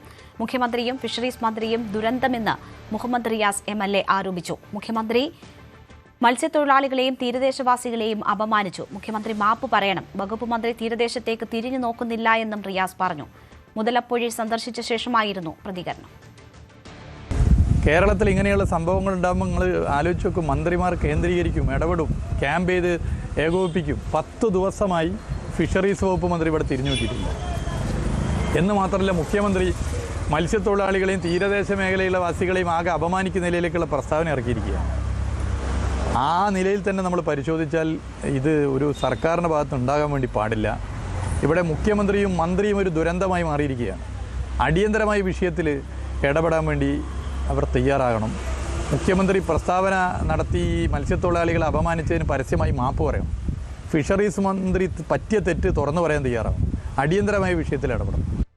മത്സ്യത്തൊഴിലാളികളെ കാണാതായ സംഭവത്തിൽ ഏകോപനത്തിൽ സംസ്ഥാന സർക്കാരിന് വീഴ്ചയുണ്ടായോ എന്ന് തനിക്കറിയില്ല എന്ന് രാജീവ് ചന്ദ്രശേഖർ. സർക്കാർ ആവശ്യപ്പെട്ടപ്പോൾ തന്നെ കേന്ദ്ര സർക്കാരിനെ വിവരം അറിയിച്ചു. നേവിയും കോസ്റ്റ് ഗാർഡും തെരച്ചിൽ നടത്തുന്നുണ്ടെന്നും രാജീവ് ചന്ദ്രശേഖർ പറഞ്ഞു. സംസ്ഥാനത്ത് മഴ മുന്നറിയിപ്പിൽ മാറ്റം. ഇന്ന് 7 ജില്ലകളിൽ ശക്തമായ മഴ പെയ്യുമെന്നാണ് മുന്നറിയിപ്പ്. പത്തനംതിട്ട, കോട്ടയം, ഇടുക്കി, കോഴിക്കോട്, വയനാട്, കണ്ണൂർ, കാസർഗോഡ് ജില്ലകളിലാണ് യെല്ലോ അലർട്ട്. തെക്ക് പടിഞ്ഞാറൻ ബംഗാൾ ഉൾക്കടലിനും വടക്കൻ ഒഡീഷയ്ക്കും മുകളിലായി ന്യൂനമർദ്ദം രൂപപ്പെട്ടതിന്റെ ഫലമായി മഴ കനക്കുമെന്നതാണ് വിലയിരുത്തൽ.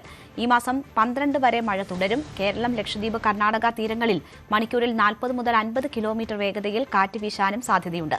ഇവിടങ്ങളിൽ മീൻപിടുത്തത്തിന് വിലക്ക് തുടരുകയാണ്. ഉരുൾപൊട്ടൽ, മണ്ണിടിച്ചിൽ സാധ്യതാ മേഖലയിൽ കഴിയുന്നവർ സുരക്ഷിത ഇടങ്ങളിലേക്ക് മാറി താമസിക്കണമെന്നതാണ് നിർദ്ദേശം. കനത്ത മഴയുടെ പശ്ചാത്തലത്തിൽ നടക്കാത്തത് പട്ടിക അട്ടിമറിക്കാനുള്ള ബോധപൂർവമായ നീക്കമെന്നാണ് ഉദ്യോഗാർത്ഥികളുടെ ആക്ഷേപം. ഇപ്പം KATയുടെ ഓർഡർ ഉണ്ട്. കഴിഞ്ഞ ജാനുവരിയിൽ KATയുടെ ഓർഡർ വന്നതാണ്. എത്രയും പെട്ടെന്ന് ഈ സ്ഥിതിഗതികളൊക്കെ മനസ്സിലാക്കിയിട്ട് KAT ഓർഡർ ഇറക്കി വിത്തിൻ 2 months തന്നെ ഫൈനൽ സീനിയോറിറ്റി ലിസ്റ്റ് പബ്ലിഷ് ചെയ്ത് ഉടൻ തന്നെ പ്രൊമോഷൻ നടപടികൾ പൂർത്തിയാക്കണമെന്ന്. അപ്പം അതിന് എഗെയിൻസ്റ്റ് ആയിട്ട് പ്രൊമോട്ടീസ് ഹൈക്കോർട്ടിൽ പോയിരുന്നു. പക്ഷേ ഹൈക്കോർട്ടും പറഞ്ഞത് സീനിയോറിറ്റി ലിസ്റ്റ് പബ്ലിഷ് ചെയ്ത് വാക്കൻസീസ് ഫില്ല് ചെയ്യണമെന്ന് തന്നെയാണ്. പക്ഷേ 6 മാസത്തോളമായിട്ട് ഈ പ്രൊസീജിയർ ഇതുവരെ കംപ്ലീറ്റ് ചെയ്തിട്ടില്ലെന്നുള്ളതാണ് ഇപ്പോഴത്തെ ഉള്ള നിജസ്ഥിതി.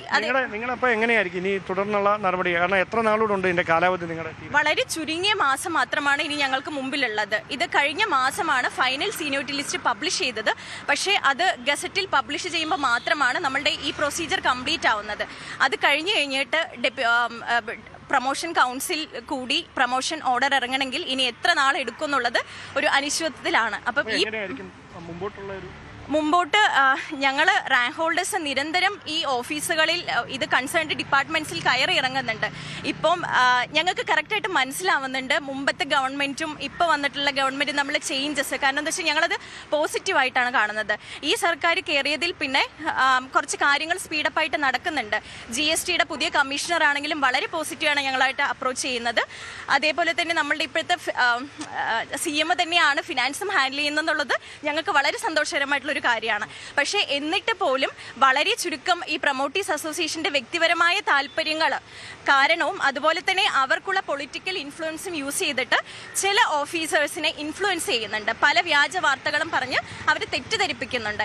അതുകൊണ്ടാണ് ഇപ്പോൾ ഫയൽ മൂവ് ചെയ്യാതെ ചില ഡിപ്പാർട്ട്മെന്റിൽ കെട്ടിക്കിടക്കുന്നത്. നമ്മൾ ഒത്തിരി കോച്ചിങ് സെന്റേഴ്സിൽ പോയി ഒത്തിരി ടൈം വേസ്റ്റ് ചെയ്തൊക്കെയാണ് നമ്മൾ waste of time and money എന്നൊരു സിറ്റുവേഷനിലാണ് നമ്മൾ നിൽക്കുന്നത്. നമ്മുടെ ഫ്യൂച്ചറാണ്, നമുക്ക് ജീവിക്കാനുള്ള സ്വാതന്ത്ര്യത്തിൽ തന്നെ അതിലൊരു വയലേഷൻ പോലെയാണ് വന്നിരിക്കുന്നത്. ഇപ്പോൾ നമ്മൾ ഇത്രയും കഷ്ടപ്പെട്ട് പഠിച്ചു, പലരുടെയും ഏജ് ഓവറായി പോകുന്നൊരു സിറ്റുവേഷനാണ്. അപ്പോൾ നമുക്ക് അർഹതപ്പെട്ടതാണ്, നമുക്ക് കിട്ടേണ്ട ജോലി മാത്രമേ നമ്മൾ ആവശ്യപ്പെടുന്നുള്ളൂ. നമ്മൾ പഠിച്ച് ജയിച്ച് റാങ്ക് ലിസ്റ്റിൽ വന്ന് നമ്മുടെയും ഈ പറയുന്ന ഈ 10-60ഓളം കുട്ടികളുടെയും അവരുടെ ഫാമിലിയുടെയും കൂടെ ലൈഫാണ്. അപ്പോൾ അതാണ് ഇങ്ങനെ ഒരു പ്രശ്നം മൂലം ഒരു അനിശ്ചിതത്വത്തിലേക്ക് നീങ്ങുന്നത്. നിങ്ങൾ എത്ര വർഷം തയ്യാറെടുപ്പ് നടത്തിയായിരുന്നു ഈ എക്സാമിന് വേണ്ടി? ഇത് 8 വർഷത്തിൽ ഒരിക്കൽ മാത്രം നടക്കുന്ന എക്സാമാണ്. അപ്പോൾ അത്രയും വർഷം നമുക്കിനി അടുത്തൊരു എക്സാമിന് വേണ്ടി വെയിറ്റ് ചെയ്യാനായിട്ടുള്ള പലർക്കും പോസിബിൾ അല്ല, ഏജ് ഓവറായി പോകുന്നുണ്ട്. അപ്പോൾ അത്രയും കാലം കഷ്ടപ്പെട്ട് ഇത്രയും വലിയൊരു പോസ്റ്റിലേക്ക് പഠിച്ച് നമ്മൾ കയറി വന്നിട്ട് അവിടെ ആ വേക്കൻസീസ് ഉണ്ട്, റൈസ് ചെയ്താൽ മാത്രം മതി. അപ്പോൾ ഈ പല ഡിലേസും മൂലം, അതായത് ഈ ഡിപ്പാർട്ട്മെൻറ്റിനുള്ളിലുള്ള പല ഡിലേസും മൂലമാണ് നമുക്ക് ആ ഒരു പോസ്റ്റിലേക്ക് എത്താൻ പറ്റാതെ പോകുന്നത്. 2005-ലും 2013-ലും 2021-ലുമാണ് സ്റ്റേറ്റ് ടാക്സ് ഓഫീസർ തസ്തികയിലേക്ക് PSC അപേക്ഷകൾ ക്ഷണിച്ചത്. ഇതിൽ 2021-ലെ പരീക്ഷയിൽ വിജയിച്ച് റാങ്ക് പട്ടികയിൽ ഇടം പിടിച്ചവരാണ് 2.5 വർഷത്തിന് ശേഷവും റാങ്ക് ലിസ്റ്റ് പ്രസിദ്ധീകരിച്ച് 2.5 വർഷത്തിന് ശേഷവും നിയമനം വൈകുന്നതിനെതിരെ പ്രതിഷേധവുമായി രംഗത്തെത്തിയിരിക്കുന്നത്. ഇത് പ്രധാനമായി പറയുന്നത് സംസ്ഥാനത്തെ നികുതി പിരിവിൽ നിർണായക പദവിയിലേക്ക് എത്തേണ്ട ഉദ്യോഗസ്ഥരാണ് ടാക്സ് ഓഫീസർമാർ. അവർ അതിൽ വളരെ പ്രധാനപ്പെട്ട ചുമതലകളാണ് ST ഓഫീസേഴ്സ് എന്ന നിലയിൽ വഹിക്കേണ്ടത്. പക്ഷേ ഇതിലെ പ്രമോഷൻ നടപടികൾ, ഇതുമായി ബന്ധപ്പെട്ട പ്രമോഷൻ നടപടികൾ, ടാക്സ് ഓഫീസിലെ നടപടികൾ അനിശ്ചിതത്വത്തിലായതിന് പിന്നാലെയാണ് ഈ തസ്തികകളിലേക്കുള്ള ഇവരുടെ നിയമനവും പ്രതിസന്ധിയിലാകുന്ന സാഹചര്യം ഉണ്ടായിരിക്കുന്നത്. അതായത് കേരള അഡ്മിനിസ്ട്രേറ്റീവ് ട്രിബ്യൂണൽ കഴിഞ്ഞ ജനുവരി 1-ന് വരുന്ന 2 മാസത്തിനകം ഇതിലെ പ്രമോഷൻ നടപടികൾ പൂർത്തിയാക്കണമെന്ന് നിർദ്ദേശം നൽകിയതാണ്. അങ്ങനെ പ്രമോഷൻ നടപടികൾ പൂർത്തിയാക്കിയിരുന്നെങ്കിൽ ഒഴിവ് വരുന്ന മറ്റ് തസ്തികകളിലേക്ക്, ടാക്സ് ഓഫീസർ തസ്തികകളിലേക്ക് ഈ നിയമനം കാത്തിരിക്കുന്ന 60 പേർക്ക് കൃത്യമായി നിയമനം ലഭിക്കുമായിരുന്നു. പക്ഷേ ആ പ്രമോഷൻ നടപടികൾ പൂർത്തിയാക്കാൻ വൈകിയതാണ് ഇപ്പോൾ ഇങ്ങനെ ഒരു പ്രതിസന്ധി ഉണ്ടാക്കിയിരിക്കുന്നത്. ഏതാനും മാസങ്ങൾ മാത്രമാണ് ഇനി ഈ റാങ്ക് ലിസ്റ്റ് ഉള്ളവർക്ക് ബാക്കിയാകുന്നത്. എങ്ങാനും ഈ റാങ്ക് ലിസ്റ്റിൻ്റെ കാലാവധി തീരുന്ന ഒരു സാഹചര്യം ഉണ്ടായാൽ ഇനി 8 വർഷത്തിന് ശേഷം നടക്കുന്ന പരീക്ഷ എന്ന് പറയുമ്പോൾ അത് 2028-ലാകും. അപ്പോൾ ഈ പട്ടികയിൽ ഇടം പിടിച്ചിരിക്കുന്ന പലർക്കും ഏജ് ഓവറാകും, അവർ പ്രായപരിധി കഴിയുന്നതിനാൽ ഇനി പരീക്ഷ എഴുതാൻ കഴിയാത്ത ഒരു സാഹചര്യം ഉണ്ടാകും. 8 വർഷത്തിൽ ഒരിക്കൽ മാത്രം നടക്കുന്ന പരീക്ഷ കഠിന പരിശ്രമത്തിലൂടെ പഠിച്ച് ആ പരീക്ഷ എഴുതി വിജയിച്ച് റാങ്ക് ലിസ്റ്റിൽ ഇടം പിടിച്ചവരാണ് ഇങ്ങനൊരു ദുരവസ്ഥയിലൂടെ കടന്നു പോകുന്നത്. അവർ പ്രതീക്ഷയോടെ കാത്തിരിക്കുകയാണ് സർക്കാരിൻ്റെ ഭാഗത്തുനിന്ന് അനുഭാവപൂർണ്ണമായൊരു തീരുമാനം ഉണ്ടാകുമെന്നറിയാൻ. പല ഓഫീസുകൾ കയറിയിറങ്ങി. പക്ഷേ ബോധപൂർവമായ ചില ഇടപെടലുകൾ ഈ പ്രമോഷൻ നടപടികൾ വൈകിപ്പിക്കുന്നതുമായി ബന്ധപ്പെട്ട് നിലനിൽക്കുന്നതുകൊണ്ടാണ് ഇവരുടെ നിയമനവും അനിശ്ചിതത്വത്തിലായത് എന്നാണ് ഇവർ മുമ്പോട്ട് വെക്കുന്ന പ്രധാനപ്പെട്ട ആശങ്ക. വന്ദേമാതരം വിവാദത്തിൽ കൂടുതൽ വെട്ടിലായി സർക്കാർ. സ്വാതന്ത്ര്യദിനാഘോഷ ചടങ്ങുകളിൽ വന്ദേമാതരം മുഴുവൻ പാടാൻ നിർദ്ദേശം നൽകിയിട്ടില്ലെന്ന വിശദീകരണവുമായി ലോക് ഭവൻ രംഗത്തു വന്നു.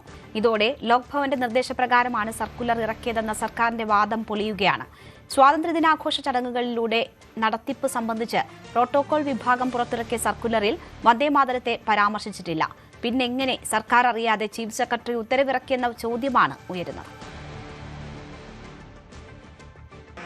കേന്ദ്ര സർക്കാരിന്റെ ഹർ ഘർ തിരങ്ക പ്രചാരണത്തിന്റെ ഭാഗമായി ഓഗസ്റ്റ് 9 മുതൽ 17 വരെ എല്ലാ പൊതുപരിപാടികളിലും വന്ദേമാതരം പൂർണ്ണമായി ആലപിക്കണമെന്ന് കേന്ദ്ര സർക്കാർ നിർദ്ദേശം നൽകിയിട്ടുണ്ട് എന്നായിരുന്നു തദ്ദേശ സ്ഥാപനങ്ങൾക്കുൾപ്പെടെ ചീഫ് സെക്രട്ടറി വിശ്വനാഥ് സിൻഹ അയച്ച സർക്കുലറിലെ പരാമർശം.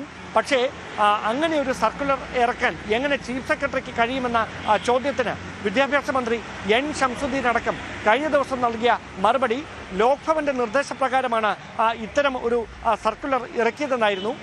ഈ വാദം വിവാദമായതോടെയാണ് ലോക്ഭവൻ തന്നെ അതിൽ വിശദീകരണവുമായി രംഗത്തെത്തിയിരിക്കുന്നത്. അത്തരത്തിൽ ഒരു നിർദ്ദേശവും നൽകിയിട്ടില്ല എന്നാണ് ലോക്ഭവന്റെ വിശദീകരണം വന്നിരിക്കുന്നത്. പ്രോട്ടോകോൾ വിഭാഗം ഔദ്യോഗികമായി കൈമാറിയിരിക്കുന്ന സ്വാതന്ത്ര്യ ദിനാഘോഷവുമായി ബന്ധപ്പെട്ട സർക്കുലറിൽ അടക്കം പറയുന്നത് ദേശീയ ഗാനം ആലപിക്കണമെന്ന് മാത്രമാണ്. വന്ദേ മാതരവുമായി ബന്ധപ്പെട്ട് അത്തരത്തിൽ ഒരു പരാമർശങ്ങളും ഈ പ്രോട്ടോകോൾ വിഭാഗത്തിന്റെ സർക്കുലറിൽ എടുത്തു പറയുന്നുമില്ല. പിന്നെ എങ്ങനെ ചീഫ് സെക്രട്ടറിക്ക് ഇത്തരത്തിൽ ഇത് പൂർണ്ണമായി ആലപിക്കണമെന്ന് സർക്കുലർ ഇറക്കാൻ കഴിയും എന്നതാണ് രാഷ്ട്രീയമായി കോൺഗ്രസിനെ വെട്ടിലാക്കുന്ന ഒരു ചോദ്യം. ദേശീയ തലത്തിലും സംസ്ഥാന തലത്തിലും കോൺഗ്രസ് വലിയൊരു വിഷയമായി RSSനെതിരെ BJP നയങ്ങൾ അല്ലെങ്കിൽ RSS നയങ്ങൾ നടപ്പിലാക്കാൻ ശ്രമിക്കുകയാണ് എന്ന തരത്തിൽ പ്രചാരണം നടത്തുന്നതിനിടയിലാണ് സംസ്ഥാന ചീഫ് സെക്രട്ടറി ഇത്തരത്തിലൊരു സർക്കുലർ പുറപ്പെടുവിച്ചിരിക്കുന്നത്. അത് ആരുടെ നിർദ്ദേശപ്രകാരമാണ് എന്ന ചോദ്യത്തിന് മുഖ്യമന്ത്രി VD സതീശനും കൃത്യമായൊരു മറുപടി ഇതുവരെ നൽകിയിട്ടില്ല. എന്തായാലും ഇതുമായി ബന്ധപ്പെട്ട വിവാദങ്ങൾ കൊഴുക്കുന്നതിനിടയിലാണ് അതിൽ സർക്കാരിനെ വെട്ടിലാക്കിക്കൊണ്ട് ലോക്ഭവൻ തന്നെ അത്തരം ഒരു നിർദ്ദേശവും സർക്കാരിന് നൽകിയിട്ടില്ല എന്ന വിശദീകരണവുമായി ഇപ്പോൾ രംഗത്തെത്തിയിരിക്കുന്നത്. എൻഡോസൾഫാൻ ദുരിതബാധിതരുടെ ക്ഷേമത്തിനായി 15 കോടിയോളം രൂപയുടെ ഭരണാനുമതി നൽകിയ UDF സർക്കാരിന്റെ നടപടി സ്വാഗതം ചെയ്ത് പീഡിത ജനകീയ മുന്നണി. അതേസമയം മുടങ്ങിക്കിടക്കുന്ന മരുന്ന്, ചികിത്സ, പുനരധിവാസം, പെൻഷൻ എന്നിവ അടിയന്തരമായി നടപ്പിലാക്കണമെന്ന് സമരസമിതി ആവശ്യപ്പെട്ടു. ചൊവ്വാഴ്ച മുഖ്യമന്ത്രി VD സതീശനെ നേരിൽ കണ്ട് വിഷയം ഉന്നയിക്കാനാണ് ദുരിതബാധിതരുടെ തീരുമാനം. സ്നേഹസ്വാന്തനം പദ്ധതിയുടെ തുടർ പ്രവർത്തനങ്ങൾക്കായി സാമൂഹ്യനീതി വകുപ്പ് വഴിയാണ് തുക അനുവദിച്ചിരിക്കുന്നത്. എൻഡോസൾഫാൻ ദുരിതബാധിതരെ സംബന്ധിച്ച് അവരുടെ പല ആനുകൂല്യങ്ങളും ഇപ്പോൾ ലഭിക്കാത്ത സാഹചര്യമുണ്ട്. സൗജന്യ മരുന്ന് വിതരണം നിലച്ചിട്ട് മാസങ്ങളായി, പെൻഷൻ തുക ലഭിച്ചിട്ട് 6 മാസത്തോളമായി. എന്തായാലും UDF സർക്കാരിൽ വലിയ പ്രതീക്ഷയാണ് എൻഡോസൾഫാൻ ദുരിതബാധിതർ വെച്ചു പുലർത്തിയത്. ഇപ്പോൾ 15 കോടിയോളം രൂപയാണിപ്പോൾ എൻഡോസൾഫാൻ ദുരിതബാധിതർക്കായി അനുവദിച്ചിട്ടുള്ളത്. ഈ വിഷയത്തിൽ പ്രതികരിക്കാൻ ഇപ്പോൾ നമ്മോടൊപ്പം എൻഡോസൾഫാൻ പീഡിത ജനകീയ മുന്നണി നേതാവ് അമ്പലത്തറ കുഞ്ഞികൃഷ്ണൻ ചേരുകയാണ്. എന്തായാലും എൻഡോസൾഫാൻ ദുരിതബാധിതരെ സംബന്ധിച്ചിടത്തോളം UDF സർക്കാർ അധികാരത്തിലെത്തുന്നത് വലിയ പ്രതീക്ഷയോടാണ് കണ്ടത്. കാരണം നിങ്ങളുടെ പല സമരങ്ങളിലും സജീവമായി ഉണ്ടായിരുന്നത് UDFന്റെ പല നേതാക്കളുമാണ്. ഇപ്പോൾ 15 കോടിയാണ് അനുവദിച്ചിട്ടുള്ളത്. എങ്ങനെയാണ് അതിനെ കാണുന്നത്? തീർച്ചയായും വളരെ പ്രതീക്ഷയോടെ തന്നെയാണ് ഞങ്ങളിത് നോക്കിക്കാണുന്നത്. തെരഞ്ഞെടുപ്പിന് മുമ്പ് തന്നെ അന്ന് പ്രതിപക്ഷ നേതാവായിരിക്കുമ്പോൾ VD സതീശൻ ഞങ്ങളുടെ പല സമരങ്ങളിലും വന്ന ഒരാളാണ്. ഞങ്ങളെ മറക്കില്ല എന്നുള്ള ഒരു സമീപനമാണ് പൊതുവിലെടുത്തത്. ഇപ്പോൾ അടുത്ത ദിവസം തന്നെ അദ്ദേഹം വിളിച്ച് ഈ കാര്യങ്ങളിൽ വളരെ യുക്തിഭദ്രമായ തീരുമാനങ്ങൾ ഞങ്ങൾ എടുക്കും എന്ന് പറഞ്ഞിട്ടുണ്ട്. അപ്പോൾ തീർച്ചയായും ഞങ്ങൾ അത് പ്രതീക്ഷിക്കുന്നുമുണ്ട്. തുടക്കം എന്നുള്ള നിലയിൽ ഇപ്പം വിലയിരുത്തിയിരിക്കുന്നത് 15 കോടിയോളം രൂപയാണ്. അത് പെൻഷൻ കൊടുക്കാനും മറ്റ് സാന്ത്വന സഹായത്തിനും ആകും എന്ന് തന്നെയാണ് കരുതുന്നത്. അടുത്ത ഒരു ദിവസം നേരിട്ട് മുഖ്യമന്ത്രിയുമായി ഈ കാര്യങ്ങളെക്കുറിച്ച് ചർച്ച ചെയ്യാമെന്നുള്ള രീതിയിൽ മുഖ്യമന്ത്രി ഞങ്ങളെ വിളിച്ചിട്ടുണ്ട്. പെൻഷൻ, അതുപോലെ തന്നെ സൗജന്യ മരുന്ന്, ഇത്തരം ആംബുലൻസ് സൗകര്യം ഇതൊക്കെ നേരത്തെ ഉണ്ടായിരുന്നതാണ്. അത് പുനഃസ്ഥാപിക്കാൻ എന്തെങ്കിലും നടപടി സർക്കാരിൻ്റെ ഭാഗത്തുനിന്നുണ്ടോ, അല്ലെങ്കിൽ അത്തരം ആവശ്യം സർക്കാരുമായിട്ട് ഉന്നയിക്കുന്നുണ്ടോ? തീർച്ചയായും വളരെ അടിയന്തര പ്രാധാന്യമുള്ള ഒന്ന് ചികിത്സ തന്നെയാണ്. മരുന്നും ചികിത്സയും അത് ഈ ഇടക്കാലത്ത് വീണ്ടും പുനരാരംഭിച്ചിരുന്നു. പക്ഷേ ഇപ്പോഴും അത് നിന്നുപോയിട്ടുണ്ടെന്ന് അറിയാൻ കഴിയുന്നത്. ഈ ചികിത്സയുടെ കാര്യത്തിൽ വളരെ വേഗത്തിൽ നടപ്പാക്കണമെന്ന് ഞങ്ങൾ മുഖ്യമന്ത്രിയോട് ആവശ്യപ്പെടും. ഇപ്പോൾ 15 കോടി അനുവദിച്ചിരിക്കുന്നു, അത് സ്വാഗതം ചെയ്യുന്നു. ഇനി മുഖ്യമന്ത്രിയെ കാണാൻ ഉദ്ദേശിക്കുന്നുണ്ടോ? എന്തൊക്കെ കാര്യങ്ങൾ മുഖ്യമന്ത്രിയുമായി സംസാരിക്കാനാണ് തീരുമാനിച്ചിട്ടുള്ളത്? വളരെ പ്രധാനമായും ചികിത്സ, മരുന്ന്, ഇത് തന്നെയാണ് കാസർഗോഡ് ജില്ലയിലെ ഇത്തരം ആളുകൾക്ക് പ്രഥമ പരിഗണന കൊടുക്കേണ്ടത്. അത് ഞങ്ങൾ ആവശ്യപ്പെടും. അതോടൊപ്പം ഇതൊക്കെ ചർച്ച ചെയ്യാനുള്ള സെല്ല് 3.5 വർഷമായി സെല്ലിൻ്റെ യോഗം ചേർന്നിട്ടില്ല. യോഗം ചേരുമെന്ന് തന്നെയാണ് പ്രതീക്ഷ. ഇതൊക്കെ നമ്മൾ മുഖ്യമന്ത്രിയുടെ ശ്രദ്ധയിൽപ്പെടുത്തും. അതുപോലെ പെൻഷൻ്റെ കാര്യം, പുനരധിവാസത്തിൻ്റെ കാര്യമൊക്കെ തന്നെയാണ് വളരെ പ്രധാനമായി മുഖ്യമന്ത്രിയുടെ മുന്നിൽ അവതരിപ്പിക്കാൻ പോകുന്നത്. എന്തായാലും ഇപ്പോൾ 15 കോടി രൂപയാണ് എൻഡോസൾഫാൻ ദുരിതബാധിതർക്കായി അനുവദിച്ചിട്ടുള്ളത്. ഏതായാലും കൂടുതൽ പ്രശ്നങ്ങൾ ഇവർക്കുണ്ട്. അതിനായി മുഖ്യമന്ത്രിയെ നേരിട്ട് കണ്ട് വിവരങ്ങൾ ധരിപ്പിക്കുമെന്നാണ് ഇപ്പോൾ പറഞ്ഞിട്ടുള്ളത്. അതോടൊപ്പം ഈ UDF സർക്കാരിൽ വലിയ പ്രതീക്ഷ ഇപ്പോഴും എൻഡോസൾഫാൻ പീഡിത ജനകീയ മുന്നണി വെച്ചു പുലർത്തുന്നുണ്ടെന്നതാണ് ഏറ്റവും പ്രധാനം. കാസർഗോഡ് നിന്നും KV ബൈജു, ന്യൂസ് 18. ബംഗളൂരുവിൽ അപകടത്തിൽപ്പെട്ട് മരിച്ച KSRTC ജീവനക്കാരുടെ സംസ്കാരം നടന്നു. നിരവധി പേർ അന്തിമോപചാരം അർപ്പിച്ചു. പുലർച്ചെയോടെയാണ് കോവൂർ സ്വദേശി അരുൺ, വെള്ളയിൽ സ്വദേശി മിഥിലേഷ് എന്നിവരുടെ മൃതദേഹം നാട്ടിലെത്തിച്ചത്. MS അനീഷ് കുമാർ വിവരങ്ങളുമായി. അനീഷ്. തീർച്ചയായും വൈകാരികമായ രംഗങ്ങളോടുകൂടിയായിരുന്നു ഇരുവരുടെയും മൃതദേഹം നാട്ടിൽ എത്തിച്ചത്. സുഹൃത്തുക്കളും ബന്ധുക്കളും KSRTC ജീവനക്കാരും അടക്കം ഒരുപാട് പേർ അവർക്ക് അന്തിമോപചാരം അർപ്പിക്കാൻ എത്തുകയും ചെയ്തു. ഇന്നലെ പുലർച്ചെയായിരുന്നു ബംഗളൂരുവിലുണ്ടായ അപകടത്തിൽ ഇരുവർക്കും ജീവൻ നഷ്ടമായത്. നിരവധി യാത്രക്കാർ പരിക്കേറ്റ് ഇപ്പോഴും ചികിത്സയിൽ കഴിയുന്നുണ്ട്.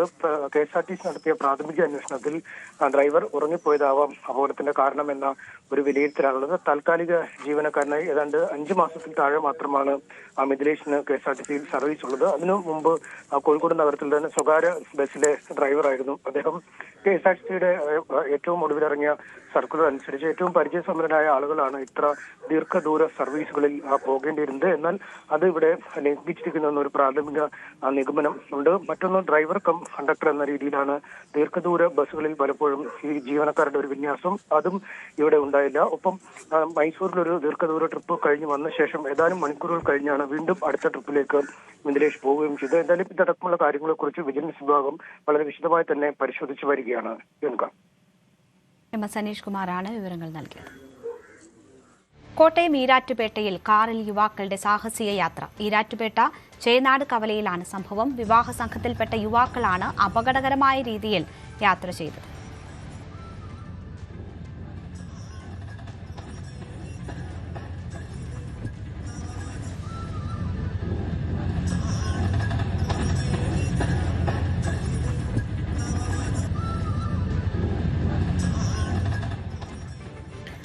സംസ്ഥാനത്തിന്റെ ഔദ്യോഗിക നാമം കേരളം എന്നാക്കുന്നതിനുള്ള ബിൽ നാളെ ലോക്സഭയിൽ അവതരിപ്പിക്കും. ലോക്സഭാ കാര്യപരിപാടിയിൽ ഉൾപ്പെടുത്തിയിരിക്കുന്ന ബിൽ കേന്ദ്ര ആഭ്യന്തരമന്ത്രി അമിത്ഷാ അവതരിപ്പിക്കും. ഫെബ്രുവരിയിലാണ് സംസ്ഥാനത്തിന്റെ ഔദ്യോഗിക നാമം കേരളയിൽ നിന്ന് കേരളം എന്നാക്കിയതിന് കേന്ദ്രമന്ത്രിസഭ അംഗീകാരം നൽകിയത്. മുജ്തബ ഖമനേയി ജീവനോടെയുണ്ടെന്ന് തെളിയിക്കുന്ന ദൃശ്യങ്ങൾ പുറത്തുവിട്ട് ഇറാൻ. മുജ്തബ മരിച്ചുവെന്ന അഭ്യൂഹങ്ങൾ പരക്കുന്നതിനിടയിലാണ് ഇറാൻ അർദ്ധ സർക്കാർ മാധ്യമം ഖമനേയി ആരോഗ്യവാനായി തുടരുന്നു എന്ന തരത്തിലെ ദൃശ്യങ്ങൾ പുറത്തുവിട്ടത്. ഒരു കൂട്ടം ആളുകൾ മുജ്തബയ്ക്ക് ചുറ്റുമുള്ളത് ദൃശ്യങ്ങളിൽ വ്യക്തമാണ്. VV വിനോദ് ഉണ്ട് വാർത്തയുടെ വിശദാംശങ്ങളുമായി. വിനോദ്, പല അഭ്യൂഹങ്ങൾ ഈ യുദ്ധം ആരംഭിച്ചതിന് ശേഷം മുജ്തബ ഖമനേയുമായി ബന്ധപ്പെട്ടുണ്ടായിരുന്നു. പരമോന്നത നേതാവായി തെരഞ്ഞെടുക്കപ്പെട്ട ശേഷം മുജ്തബ ജീവിച്ചിരിക്കുന്നുണ്ടോ എന്ന് സംശയം തോന്നിക്കുന്ന തരത്തിലുള്ള നിരവധി വാർത്തകൾ പുറത്തു വന്നിരുന്നു. ഇപ്പോൾ ഇറാൻ അവകാശപ്പെടുന്നത് എന്താണ്? ഈ ദൃശ്യങ്ങളിൽ നിന്ന് വ്യക്തമാകുന്നത് എന്താണ്? രേണുക, 20 സെക്കൻഡ് ദൈർഘ്യമുള്ള ദൃശ്യമാണ് പുറത്തു വന്നിട്ടുള്ളത്. അതിൽ മുസ്തഫ ഖമേനി തൻ്റെ അനുയായികളോട് സംസാരിക്കുന്നതാണ് വ്യക്തമാകുന്നത്. അദ്ദേഹം ജീവനോടെ ഉണ്ട്, ആരോഗ്യവാനാണ്, പരിക്ക് പറ്റിയെന്നുള്ള വാർത്തകളൊക്കെ നേരത്തെ പുറത്തു വന്നിരുന്നു. എന്നാൽ അതെല്ലാം തെറ്റ് എന്ന് തെളിയിക്കുന്ന തരത്തിലുള്ള ദൃശ്യമാണ് ഇപ്പോൾ പുറത്തു വന്നിട്ടുള്ളത്. പക്ഷേ എവിടെയാണ് മുസ്തഫ ഉള്ളതെന്നോ ഈ അനുയായികളോട് സംസാരിക്കുന്നത് അത് മതപഠനവുമായി ബന്ധപ്പെട്ട കാര്യങ്ങളെന്നാണ് ഇറാൻ മാധ്യമം റിപ്പോർട്ട് ചെയ്യുന്നത്. എന്നാൽ എപ്പോൾ ചിത്രീകരിച്ചതാണ്, എവിടെ ഉള്ളതാണ്, അത് സംബന്ധിച്ചുള്ള വിവരങ്ങളില്ല. പക്ഷേ അദ്ദേഹം ജീവിച്ചിരിക്കുന്നു എന്ന് ഇറാൻ ഔദ്യോഗികമായി വ്യക്തമാക്കുകയാണ്. അവിടുത്തെ മെഹർ ന്യൂസ് ഏജൻസി എന്ന ഒരു അർദ്ധ സർക്കാർ മാധ്യമമാണ് ഈ മാധ്യമമാണ് ഇന്നിപ്പോൾ ഈ ദൃശ്യങ്ങൾ പുറത്തുവിട്ടിരിക്കുന്നത്. ഇസ്രായേൽ ആവർത്തിച്ച് പറയുന്നൊരു കാര്യം മുസ്തഫ മരിച്ചു എന്നതാണ്. ഫെബ്രുവരി 28 നടന്ന ആക്രമണത്തിൽ മുസ്തഫയ്ക്ക് ഗുരുതരമായി പരിക്കേൽക്കുകയും പിന്നീട് അത്യാസന്ന നിലയിലാവുകയും മരണം സംഭവിച്ചുവെന്നുള്ള ചില അവകാശവാദങ്ങൾ വന്നതിന് പിന്നാലെയാണ് ഇപ്പോൾ ഈ ദൃശ്യങ്ങൾ പുറത്തുവിട്ടുകൊണ്ടുള്ള നടപടി ഉണ്ടായിരിക്കുന്നത്. മാത്രമല്ല ഇറാൻ്റെ ഇപ്പോഴത്തെ നിലപാടുകൾ അത് അതിശക്തമായി നിൽക്കുകയും ചെയ്യുന്നുണ്ട്. ഹോർമൂസിൽ അമേരിക്കയുടെ അപ്രമാദിത്വം അംഗീകരിക്കില്ല എന്ന നിലയിലുള്ള ഇറാൻ്റെ നിലപാടുകൾ IRGC ഉൾപ്പെടെയുള്ള സേനാ വിഭാഗങ്ങൾക്ക് കർശന നിർദ്ദേശം നൽകുകയും ഇപ്പോഴും അമേരിക്കയെ പിന്തുണയ്ക്കുന്ന രാജ്യങ്ങളുടെ കപ്പലുകൾ ആക്രമിക്കപ്പെടുകയും ചെയ്യുന്നു. IRGC അങ്ങനെ ഒരു നിലപാടുമായി മുന്നോട്ട് പോകുന്നത് മുസ്തഫയുടെ നിർദ്ദേശപ്രകാരമാണ് എന്ന കാര്യമാണ് ഇറാൻ ഔദ്യോഗികമായി വ്യക്തമാക്കുന്നത്. രേണുക, ശരി. VV വിനോദാണ് വിവരങ്ങൾ നൽകിയത്.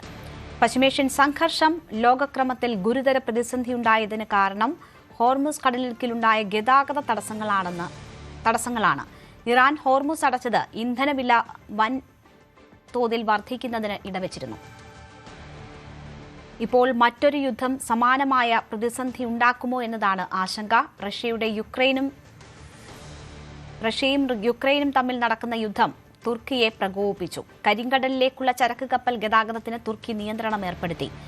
റഷ്യ യുക്രൈൻ യുദ്ധം രൂക്ഷമായ പശ്ചാത്തലത്തിൽ ചരക്ക് കപ്പലുകൾക്ക് നേരെ ഡ്രോൺ മിസൈൽ ആക്രമണങ്ങൾ പെരുകിയതോടെയാണ് തുർക്കിയുടെ അടിയന്തര നടപടി. കരിങ്കടലിലേക്കുള്ള പ്രവേശന കവാടമായ ഡാർനല്ലസ് കടലിടുക്കിലൂടെയുള്ള ചരക്ക് കപ്പൽ ഗതാഗതത്തിനാണ് തുർക്കി നിയന്ത്രണം ഏർപ്പെടുത്തിയത്. പ്രധാന എണ്ണ ധാന്യ കയറ്റുമതി കേന്ദ്രമായ നൊവാറോവ്സ്കിയിലേക്കും യുക്രൈൻ തുറമുഖങ്ങളിലേക്കും നീങ്ങുന്ന കപ്പലുകൾക്ക് നിലവിൽ അനുമതി നൽകുന്നത് തുർക്കി കോസ്റ്റ് ഗാർഡ് നിർത്തിവച്ചിരിക്കുകയാണ്. കഴിഞ്ഞ ദിവസങ്ങളിൽ മേഖലയിൽ തുർക്കി ഉടമസ്ഥതയിലുള്ള ചരക്ക് കപ്പലുകൾക്ക് നേരെ ഡ്രോൺ ആക്രമണമുണ്ടായി. ആക്രമണത്തിൽ തുർക്കി പൗരന്മാർ ഉൾപ്പെടെയുള്ള ജീവനക്കാർക്ക് പരിക്കേൽക്കുകയും ചെയ്തു. സ്വന്തം കപ്പലുകളുടെയും പൗരന്മാരുടെയും സുരക്ഷ മുൻനിർത്തിയാണ് ഈ നിർണായക നീക്കം. മേഖലയിൽ സുരക്ഷ പൂർണ്ണമായും ഉറപ്പാക്കാൻ അടിയന്തര നടപടി വേണമെന്ന് തുർക്കി വിദേശകാര്യ മന്ത്രാലയം റഷ്യയോടും യുക്രൈനോടും ആവശ്യപ്പെട്ടു.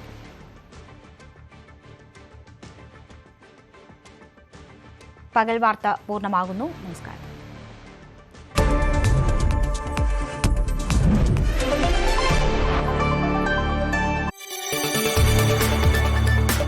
കൂടുതൽ വാർത്തകൾക്ക് news 18 Keralam YouTube channel subscribe ചെയ്യുക.